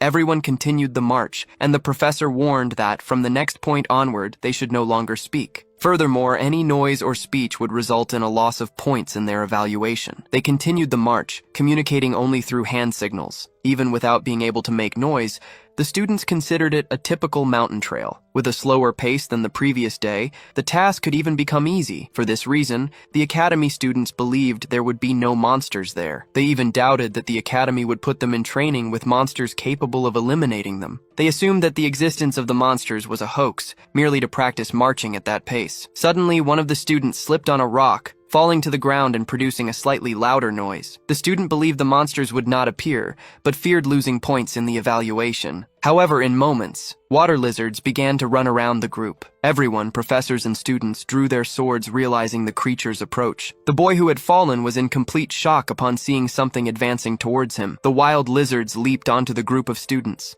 Professor Heathcote intervened, striking down the water lizards with his sword, plunging it into the head of one of them and eliminating it instantly. However, another lizard, still alive, advanced fiercely against the students. Leon attacked the lizard, striking its skin with his sword, but not even a scratch was left on its body. Immediately, the creature changed its target and charged at Leon. At that moment, Professor Heathcote arrived to protect the student, delivering a punch to the beast. He stated that the students would not be able to face those creatures and ordered everyone to retreat. The professors began to surround the water lizards and instructed the students to move away. The students noticed that even the professors could only inflict superficial wounds on the lizards, realizing they did not have the necessary skill level to defeat those creatures. The professor explained that if they could make them lose a little body fluid, they would bring them down due to the dry season. Leon asked what would happen if they encountered these monsters during the rainy season. The professor replied that at that time of year, they would become easy prey for the water lizards. For this reason, the training march only took place after the complete confirmation of no rain. He added that they could now talk, as all the surrounding water lizards had been eliminated. Otherwise, merely talking would have already led to their deaths. They continued the march, climbing the mountain. Finally, they reached the top of the climb, defeating a few more creatures along the way. When Professor Heathcote announced the end of the mountain march, the students collapsed to the ground, exhausted. Leon felt physically well, but mentally exhausted. The fact that they could not make loud noises also made the march much more difficult. Everyone found the training very tough, but Leon showed no reaction. Professor Heathcote commented that, in recent years, the water lizard ambushes had been much worse. He added that once they passed their territory, they would not be able to speak again, and asked if any student had a question. Grayley said something was bothering him, observing that a cloud in the sky was getting slightly larger and approaching them. Professor Heathcote noticed the observation and spoke with Professor Wormel about the clouds. Wormel said that it was normally impossible for such clouds to form during that season. They realized the cloud was growing even larger and decided to turn back, canceling the training. However, Professor Wormel argued that they should continue the training even with the approaching rain. Heathcote countered that the existence of a cloud at that time of year was abnormal and that the students' safety should be preserved, as it mattered more than training. Professor Wormel, who had conducted the training for years, argued that they should trust his decision. Professor Wormel, the one with the mustache, said they would accelerate the pace of the march because of the rain. He considered it a good training opportunity and that the students should follow him as if their lives depended on it. He stated that, based on the training results so far, they would be able to proceed in the rain. He instructed them not to fall behind and not to waste time fighting the lizards. Finally, he firmly said that they should not make any noise. As Gray observed, a torrential rain began to fall from the sky. Heathcote found the rain strange and noticed the high humidity in the air. He suspected the rain was artificial, perhaps created by magic. Even Professor Wormel found it odd that it was raining that season, as it shouldn't have been happening. Leon asked Professor Wormwool if it was safe to speak loudly in a place like that. At that very moment, a fierce water lizard appeared behind Professor Wormwool. The water lizard struck the professor with full force. The creature delivered a heavy attack, but Professor Wormel managed to dodge and immediately counterattacked. In the counterattack, he managed to embed his sword into the beast's arm.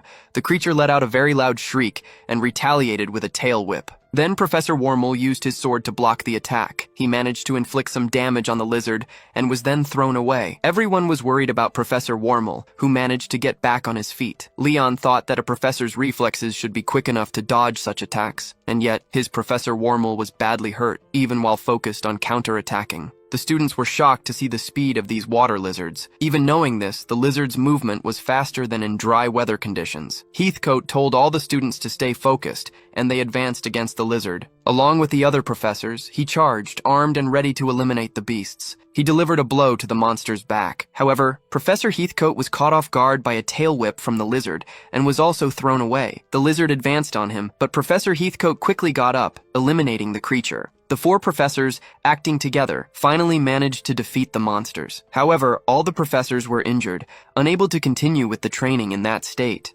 Wormel then canceled the training and instructed everyone to use an emergency teleportation spell. The female professor revealed that she had been trying to activate the spell for quite some time, but it simply wasn't working. One of the professors asked if anyone else present could cast such a spell. Another professor explained that the problem persisted because the teleport seemed to be blocked. Besides the incessant rain and the blocked teleportation, there was a suspicion that someone was targeting that specific exit. Wormel was shocked, wondering what they could do to escape that place. One of the professors suggested that the only option was to stop there and wait for the rain to cease. Professor Heathcote pondered that there was a chance the rain was artificial and would therefore stop at some point. They concluded that the chances of survival would be higher if they remained in place, rather than trying to fight with the strength they had. The previous battle fortunately had occurred without casualties. Trusting that Professor Heathcote had also realized the situation, they hurried to heal Wormhole. The activity range of the water lizards, however, increased considerably during the rain. Heathcote, aware that staying put would not be safe, began to think of a way out of that situation. At that moment, Gray raised his voice and addressed the professor. He stated that as long as recovery magic existed, he could fight alongside them. Heathcote agreed that, with the boy's power, there would be a chance to cross the water lizard's territory. There were chances that Gray's body could handle and withstand the fights. Gray knew that the professor understood that if they remained there, help would not arrive. Heathcote, however,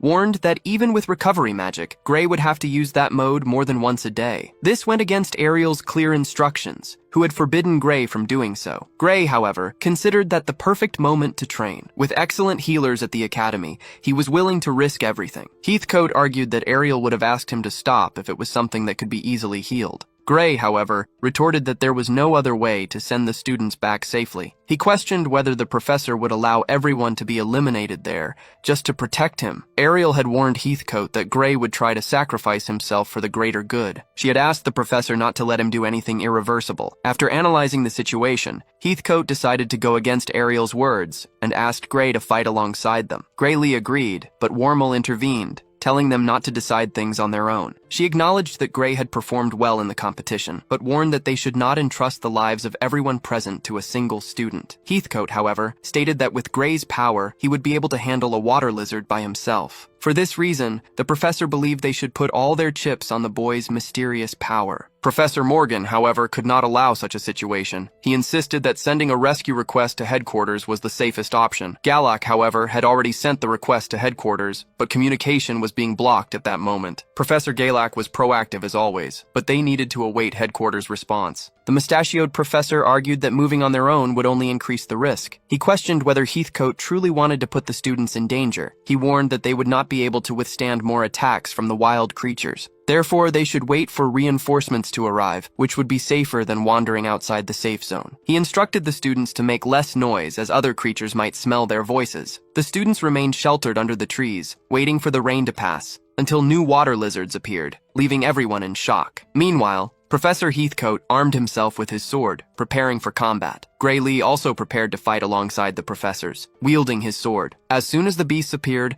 suddenly leaping, everyone launched their attack. At high speed, the professors attacked the creatures from the front and back with their swords, until one of the professors was hit by a lizard's tail whip, suffering considerable damage. In response, Heathcote charged at the lizard and delivered several attacks with absurd speed. Together, they managed to take down one of the water lizards. Immediately, one of the professors used healing magic on the colleague who had been hit by the lizard's tail. Meanwhile, two other lizards, attracted by the sounds of battle, advanced towards them. Our hero then prepared to draw his sword. Heathcote declared that their duty was to protect the students, and that the World Union professors fought in that manner. Thus, with insane speed and a heroic pose, they advanced against the beasts. The students watched the fight against the lizards, impressed by how powerful the professors were. Even fighting against two enemies, they handled the situation perfectly, demonstrating the true power of the professors. Heathcote instructed them to focus on taking down only one of the lizards first, in order to reduce the number of adversaries. Immediately, they focused on dodging attacks and concentrating on just one of the lizards. One of the professors managed to plunge his sword into the creature's chest. The students celebrated the defeat of another monster by the professors, with only one remaining now. They noticed that the professors had suffered little damage, and the healer was taking care of them. They believed that the World Union professors would win the combat. It was then that the professors advanced against the last lizard. However, from behind the professors, two men armed with swords unexpectedly appeared. The two professors had their arms amputated. Gray Lee was responsible, amputating both professors with a single strike. The students were in shock while Gray Lee continued his attacks. Heathcote thanked the protagonist for his action. Meanwhile, he and the remaining professor would keep the lizards busy. As soon as they finished off the last lizard, the professor prepared to interrogate the two traitors. He asked what exactly they were trying to do by attacking Heathcote from behind. He ordered them to explain their intentions. Lying, Warmel claimed he was fighting the lizard when his arm was torn off. The other professor, a robust man, repeated the same version and demanded that they arrest the criminal Gray Lee. The remaining professor stated that everyone there had noticed the two's attempt at betrayal. He added that the fencing students were not so blind as to let something so obvious go unnoticed. Heathcote mentioned that assassination attempts and kidnappings of Academy members were not uncommon.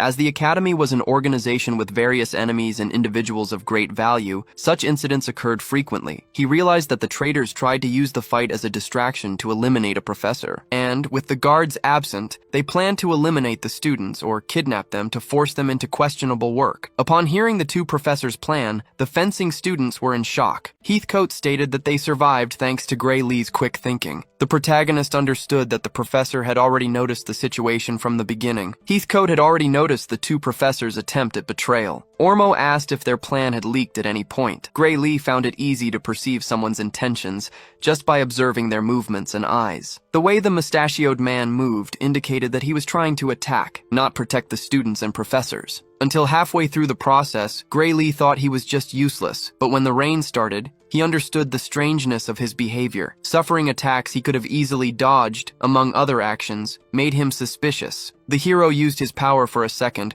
and the injury did not seem that serious. It looked more like a serious bruise, and his body was not sore. At that moment, the professor seemed to have gone mad and began to cackle like a villain. He told Gray Lee and Reed that it was already too late, that they had not realized the true plan, and that they were trapped in a habitat infested with aquatic lizards under the rain. Furthermore, a powerful teleportation seal had been activated to prevent any escape, and reinforcements would not arrive in time. Even if they had realized the two traitors' plan, he considered it too late for them to get out alive, stating that all the students there would die. However, the objective was never to eliminate them, but rather to take them along so they would understand the plan. Heathcote wanted to hear the plan of how they would get out of there, according to the man with the mustache. However, Warmel's condition was that Rent, Heathcote, and Gray Lee stabbed themselves in the heart. After all, they could not take anyone who could interfere with the plan. If they did, the others would survive. Warmel tried to manipulate them, asking if they would hesitate with so many lives at stake. At that moment, another person emerged from the shadows, and the protagonist moved behind him. Coming from behind, he pointed his sword at the man's throat in an instant. Using the man as a hostage, Warmel declared that this would change nothing. The protagonist pressured the man, knowing that he possessed the ability to use teleportation magic. He stated that performing stealthy communication and teleportation interference in the academy was difficult, but with the professor in charge of magic by his side, it would be much easier to implement such a system. Heathcote stated that Gray Lee was very perceptive for a student. Immediately, Gray Lee pointed his sword at the professor who possessed teleportation and communication abilities, ordering him to activate the teleportation magic immediately and send all students and professors to the foot of the mountain. If he refused, he would lose one of his eyes. If he persisted in his refusal, the other eye would also be gouged out. Next, Gray Lee threatened to cut off all the fingers from the professor's hand. Gray Lee threatened him, saying that if he sent a student to a different location or left anyone behind, he would regret it. Warmel ordered Professor Galak not to dare conjure the teleportation magic. However, the professor was being threatened by two swords simultaneously and hesitated. At that moment, Professor Heathcote declared he had no more options and attacked him with everything he had. However, Professor Rant fell to his knees on the ground, avoiding the attack, and began to cry. He placed both hands on the ground and activated the teleportation magic, which encompassed all the students. The teleportation was activated, and all the students returned to the base of the mountain. There, the first-year fencing course squad appeared at the academy's door. Rich explained that during their stay in the lizard habitat, the situation became dangerously anomalous, requiring evacuation. The cause of this emergency was an assassination attempt orchestrated by faculty members. He added that two magic professors were involved, accompanying Warmel. All the students confirmed Professor Rich's version of the assassination attempt against them. They stated that they were in a life-threatening situation. Leon then declared that Gray Lee and Professor Heathcote realized the scheme and saved everyone. An older professor asked if anyone was injured and if they needed immediate treatment. The healer approached and noticed that the two professors were missing their right hands. To prevent the escape of potential informants, she temporarily handcuffed everyone present. Then, she stated that all students would be interrogated and told them to prepare for it. The professors were interrogated individually. The interrogation was conducted by the Academy's professors and directors. After confirming the stories, everyone waited in the courtroom. Director Alexandros struck the gavel, calling for silence in the courtroom. He announced the verdict regarding the attempted assassination and kidnapping of the first-year squad. The incident was orchestrated by Wormel, the excursion supervisor, and Balin, his accomplice. Furthermore, they had the assistance of two magic professors designated for emergency situations, Galak and Rant, who, within the enclosed environment they created, attempted to kidnap the students. These three professors acted in the execution of a criminal plan during the event. With no other circumstances to be analyzed, the Academy's laws sentenced the three. The traitorous professors were sentenced to capital punishment, according to the Academy's laws. To investigate possible connections and accomplices, they would be interrogated, including with torture, if necessary. After the conclusion of the process, the executions would be carried out. The director added that they would not die quickly, as they still had a long process ahead of them. When Armand stated that he had already told everything he knew and did not need interrogation, the director looked at him sternly. Feeling a dark energy emanating from the director, Armand tried to flee the courtroom. A professor grabbed him and violently threw him to the ground. Heathcote was injured during the fall. The director, highly irritated, ordered the three main culprits to be taken for interrogation. Galak was also guilty, but in the final moments, he abandoned the plans and helped the students. This was enough for a reduced sentence, and he would emerge alive as one of the condemned. He helped the students escape in the end, which minimized collateral damage, and for this reason, he would not be executed. However, living is not always the best fate, as Galak would face many consequences. Heathcote understood that Gray Lee had to go through something difficult soon after entering the academy, but he noticed that Gray Lee was getting used to being involved in such problems, as it had happened before. Heathcote never imagined that so many criminals would be hidden as professors in the academy. He found it hard to believe that this place was supposed to be the best educational institution in the world. To him, it was nothing like what he had in mind before entering the academy. Heathcote commented that some people considered the academy an educational institution, while others saw it more as a selection institution, where already strong students entered, and graduates were excellent because they already possessed that quality. Meanwhile, the professors did not possess much power, and Heathcote asked the student for his opinion. Gray Lee replied that he sometimes thought about that exact factor. One thing he was sure of was that he had grown stronger since coming to that academy, much stronger than he was in his village before, without even a comparison. He agreed with the professor about not trusting the academy as an organization. However, there were professors there who were extremely trustworthy, like Heathcote and Ariel. For Gray Lee, that was already more than enough. Heathcote felt that Gray Lee was not speaking as a student, but rather as someone who liked both of them. He told the boy that, from now on, the academy's training would become much more difficult. Everything he had done before was light conditioning, practically a warm-up for what was to come. Heathcote stated that Gray Lee would become much stronger from that point forward. Gray Lee very much hoped so, as that was the greatest goal of his life. They were congratulated for their work on the field march. Despite the irregular situations, everyone received congratulations. With this march, they officially completed their basic physical training. Before explaining the next phase of the process, Heathcote would show what he aimed for the students. He demonstrated the professors' training and their very powerful abilities. One of the professors destroyed a piece of metal 145 millimeters in diameter. The professor explained that if they could replicate that feat in a single cut, they would be promoted directly to the second year. If they failed to achieve this goal by the end of the semester, they would be expelled. Annually, half of the students failed to complete the task and were dismissed from the academy. The professor emphasized that few students graduated from the World Union Academy, and it was common for many to give up or be expelled. He continued, detailing that the path after expulsion depended on the year it occurred. If a student was expelled in the first year, they would be transferred to a common academy in their hometown. Thanks to the prior training received, they would advance a year without difficulty, standing out as the best student in the class. If they preferred to work instead of transferring, they could join the Royal Guard as an elite swordsman. In the eyes of the public, those accepted into the World Union Academy were no longer considered ordinary people. Even the expelled still possessed talent, just not as proficient as those who progressed. Gray Lee remembered what his master Arya had said about the chasm between the World Union Academy and other institutions. The professor advised the students not to worry about the possibility of expulsion, but rather to focus on cutting the pillar. The students then asked if it was truly possible to cut that structure. The professor handed a sword to one of the students and instructed him to test it himself. The young man struck the pillar, but the sword flew from his hand. After the impact, he felt an intense pain in his wrist due to the rebound effect. The professor reprimanded him, stating that letting go of the sword was unacceptable, as a swordsman should never drop their blade. Gray Lee asked if they could use a specific sword, mentioning that if he used the one Ariel had given him, he could easily do it. However, the professor replied that only swords meeting the Academy's standard would be allowed. Gray Lee considered that with his current sword, he could probably make the cut at that moment, using his mysterious power. However, if that was a requirement for promotion, it should be done without using his special ability. He thought about how to combine his technique with his strength to achieve the goal. Gray Lee understood that with his power, he could reach the level of an executioner in the future. Recalling the incident from his past life, he reaffirmed the need to become stronger. The professor, noticing the students' apprehension,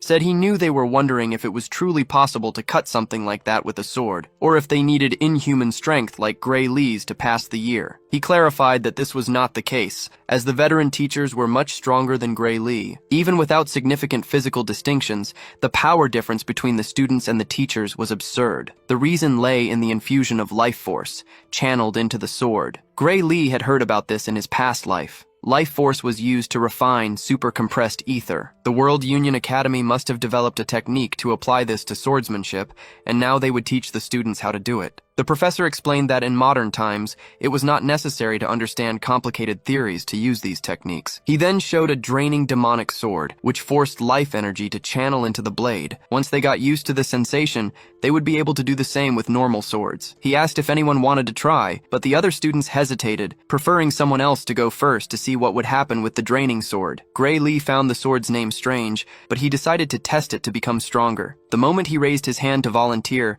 Leon also raised his. Leon was indignant because he hadn't been able to do anything when the water lizards attacked. The professor knew Gray Lee could handle the sword, but he wouldn't be a good reference for the other students. Thus, he asked Leon to step forward and try using the draining demonic sword. The prodigy held the sword and felt something being drained from within him. The professor instructed him to launch the attack immediately after taking the sword, and then sheath it. Leonhard attacked the pillar with the sword, cutting it halfway through. With the insane power he managed to use, the cut almost destroyed the pillar. However, the rebound effect was absurd, and he fell unconscious to the ground. Leon managed to sheathe the sword, but he crawled on the ground without strength. The teachers rushed to him to check his condition. Professor Rent said that it was like this at first, and that they shouldn't push themselves too hard. The condition of life force exhaustion was temporary. He added that Leon would recover after resting, and that his performance had been better than expected. After all, the young man hadn't even dropped the sword. Next, he called Gray Lee to try. The students were impressed that Gray Lee hadn't hesitated, even after seeing Leon fall. With an above-average level of determination,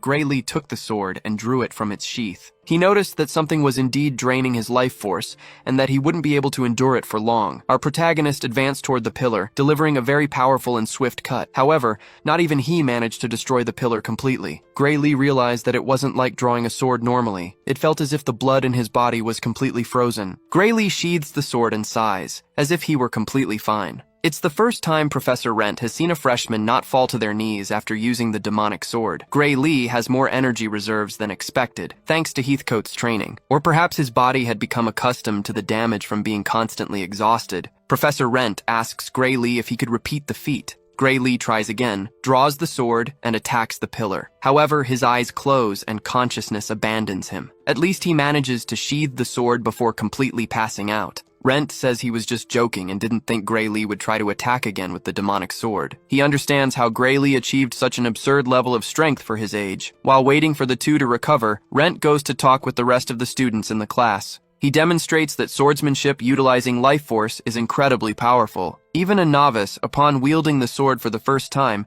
can almost destroy a steel stake. This technique is properly taught only at the World Union Academy. No other national academy teaches it. He asks if any student knows the reason. A student suggests it is due to the risk of death when using the life-draining sword. However, Professor Rent clarifies that no student has ever died using this sword. He explains that the sword stops draining life force as soon as the person loses consciousness. Leon Apius believes the reason is the sword's rarity. Rent replies that this is not the main reason, as the academy possesses 30 of them. In the past, its use in combat resulted in countless deaths. This was why its use was restricted to the academy. If a user cannot move on the battlefield, even if the sword stops draining life force, the enemy will eliminate them. To use this power in real combat, it is essential to be able to move after wielding it. Lee states that there is no one outside the academy capable of such a feat. Professor Rent agrees with Lee, stating that activating the sword only once is useless. One can only say they have mastered the sword's power when its use becomes second nature. Otherwise, it is not the student who uses the sword's power, but rather its power that uses the student. This is how countless swordsmen lost their lives using the draining demonic swords. The academy students ask if they should really use such a dangerous weapon. It is explained that everyone needs to learn to use this power naturally to advance to the second year. Rent announces that he will use these swords in the next training session with the students. He dismisses the students so they can also practice outside of class, asking them not to faint and delay the day's other classes. Lee needs to figure out how to use this power normally. After all, becoming unconscious after a single use is completely useless. The same applies to his chained doors ability. Every time he uses that secret power, he ends up losing consciousness. At this rate, he will need a healer. At the very least, he will have to ensure he can use one of these powers to defeat the Liquidator. This convinces him that going to the academy was the best choice of his life. There is no better place for him to grow stronger. He knows he will become a monster by combining this power with his secret technique. At the second training ground, the students are seen. One of them observes Lee almost dismantling the pillar with a series of cuts. He takes a 3-minute break every time he swings the sword. Life force recovery accompanies mana consumption. Lee got the hang of it. Although training this way is inefficient, he decides to test the normal sword, even feeling that collapse will come without breaks. Lee does not want to forget the sensation that remained in his body. As he is about to draw his sword again, someone interrupts him. A student informs him that Professor Ariel asked him to try using the Life Force sword on his own. However, she would like to be present, and the student goes to call her, asking Lee to wait. Lee waits for Professor Ariel, whom he thought was busy. The student assumes that the professor predicted he would master the sword, and cleared her schedule in advance. Lee is surprised that she predicted he would master the art of the sword in just one day. He already expected this coming from the Divine Eye, but he is still surprised. Ariel apologizes for making him wait and asks him to resume his sword training. Beside her is a hooded woman whose unknown face leaves Lee indignant. Ariel, imagining he is tired, says that the team is there to heal him. Lee relied on their support to regain his vitality after using the sword. He decided to train first with the magical life-draining sword to recall the sensation. Ariel watched intently, allowing him to act according to his intuition. Performed another spinning move with the demon energy-draining sword. Then, he advanced towards the pillar and delivered another cut that almost destroyed it. He was trying to understand and recover the sensation he had experienced before. Wielding a normal sword, tried to recreate the sensation of drawing life force from his own body. Focused, he tried to remember, and felt the vital fluid from his heart begin to flow through his body. As the vital energy from his heart flowed through the sword, imbuing it, something unexpected occurred. Suddenly, Gray's arm turned completely red, imbued with the energy of the Black Swordsman. This energy, distinct from life force, had mixed with it. Gray's life force was merging with the power emanating from that door, and the latter seemed thirsty for more life energy. Consequently, his life force was being drained against his will. He couldn't control anything, and suffered from the uncontrolled manifestation of his power. Suddenly, Gray's arm was torn off by a swordsman from the academy. It was clear that his arm was completely imbued with a monstrous energy. By being torn off, the imminent danger was contained. Ariel knew that special powers had problematic compatibilities with life forces. It was said that the previous wielder of the Divine Eye also faced difficulties in harmonizing his power with life force. The woman who had torn off Gray's arm was the healing magic teacher, Rafa Elixir. Rafa found Gray's power excessively strange while healing him. First, she stopped the bleeding, and then activated the forced regeneration healing magic. Gray's right arm, which had been removed, began to grow back. Bones, fibers, and muscles reformed and reconnected. Ariel considered forced regeneration a magnificent technique. Rafa was genuinely happy to have dedicated herself to the field of healing. She thanked Professor Ariel for discovering her talent for healing. Rafa believed that Lee would wake up in a few hours and instructed them to call her if anything unexpected happened. Lee woke up in a strange place he didn't recognize. Professor Ariel sat beside him and asked if he remembered what had happened. Lee recalled that when he tried to activate the Life Force sword, the power in his arm had gone out of control. His life force had been completely drained, and the Destiny Assistant had torn off his arm. Gray was shocked to find that his arm had grown back and he didn't remember what happened next. Ariel noticed that his memory was intact and handed him food. Gray ate and asked if she already knew that would happen. Ariel replied that she wasn't sure, but something similar had happened before. She cited the incident where Amy White tried to use life force. For that reason, Ariel had decided to be present when Gray used his life force. Gray was very surprised to learn that the same thing had happened to the Sword Saint Amy White. Ariel explained that in Amy's case, unable to withstand the mixed power, her arm exploded. Gray was shocked to hear that the Sword Saint's arm had exploded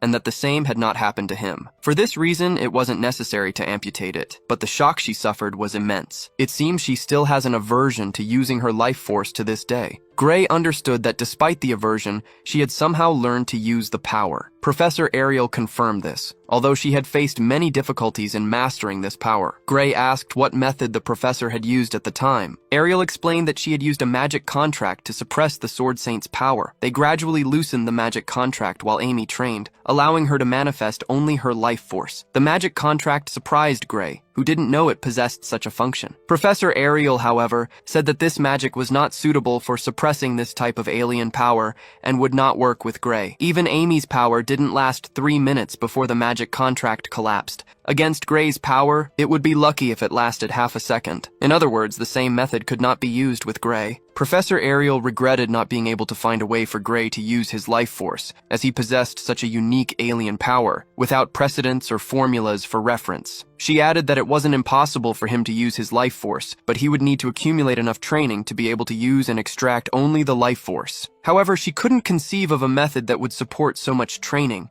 as the life force would spiral out of control. Gray considered that if the power went out of control every time, it would be impossible to practice. He thought of asking someone to sever his arm every time the power went out of control and use recovery magic. He believed he could train if she could provide recovery magic for him every time. Professor Ariel was speechless at Gray's bizarre idea. She said she could provide someone to use recovery magic, but asked if he really wanted to go through with this plan, as there was the option of not using this life force at all. Gray's power, after all, surpassed that of the life-draining sword itself. With his abilities alone, he could pass the Ascension exam, even without resorting to life force. However, Gray's goal went far beyond simply becoming a second-year student. He sought ways to strengthen himself, even if only a little each year. Professor Eliel already expected this answer from Gray. Therefore, she would provide recovery magic and someone to perform the cut whenever he lost control. First, Gray wished to wield the life-draining magic sword to sharpen his senses. Next, he would need someone for the task of severing his arm. The professor instructed the observers to act immediately if Gray lost control. Although the arm's regeneration could take until the next day, his life would not be at risk. It would be an unimaginably agonizing training regimen. But Professor Eliel was rooting for Gray in this process. Gray thanked the professor for her support in his peculiar plan to achieve greater strength. Meanwhile, the other students showed great difficulty in manipulating life force to knock down the pillars. They felt they were starting to understand, but the sword made them faint with each strike. Therefore, they ended their training after only 30 minutes, as the sword left them completely exhausted. If they pushed themselves too hard, they could end up ruining their bodies. As they withdrew,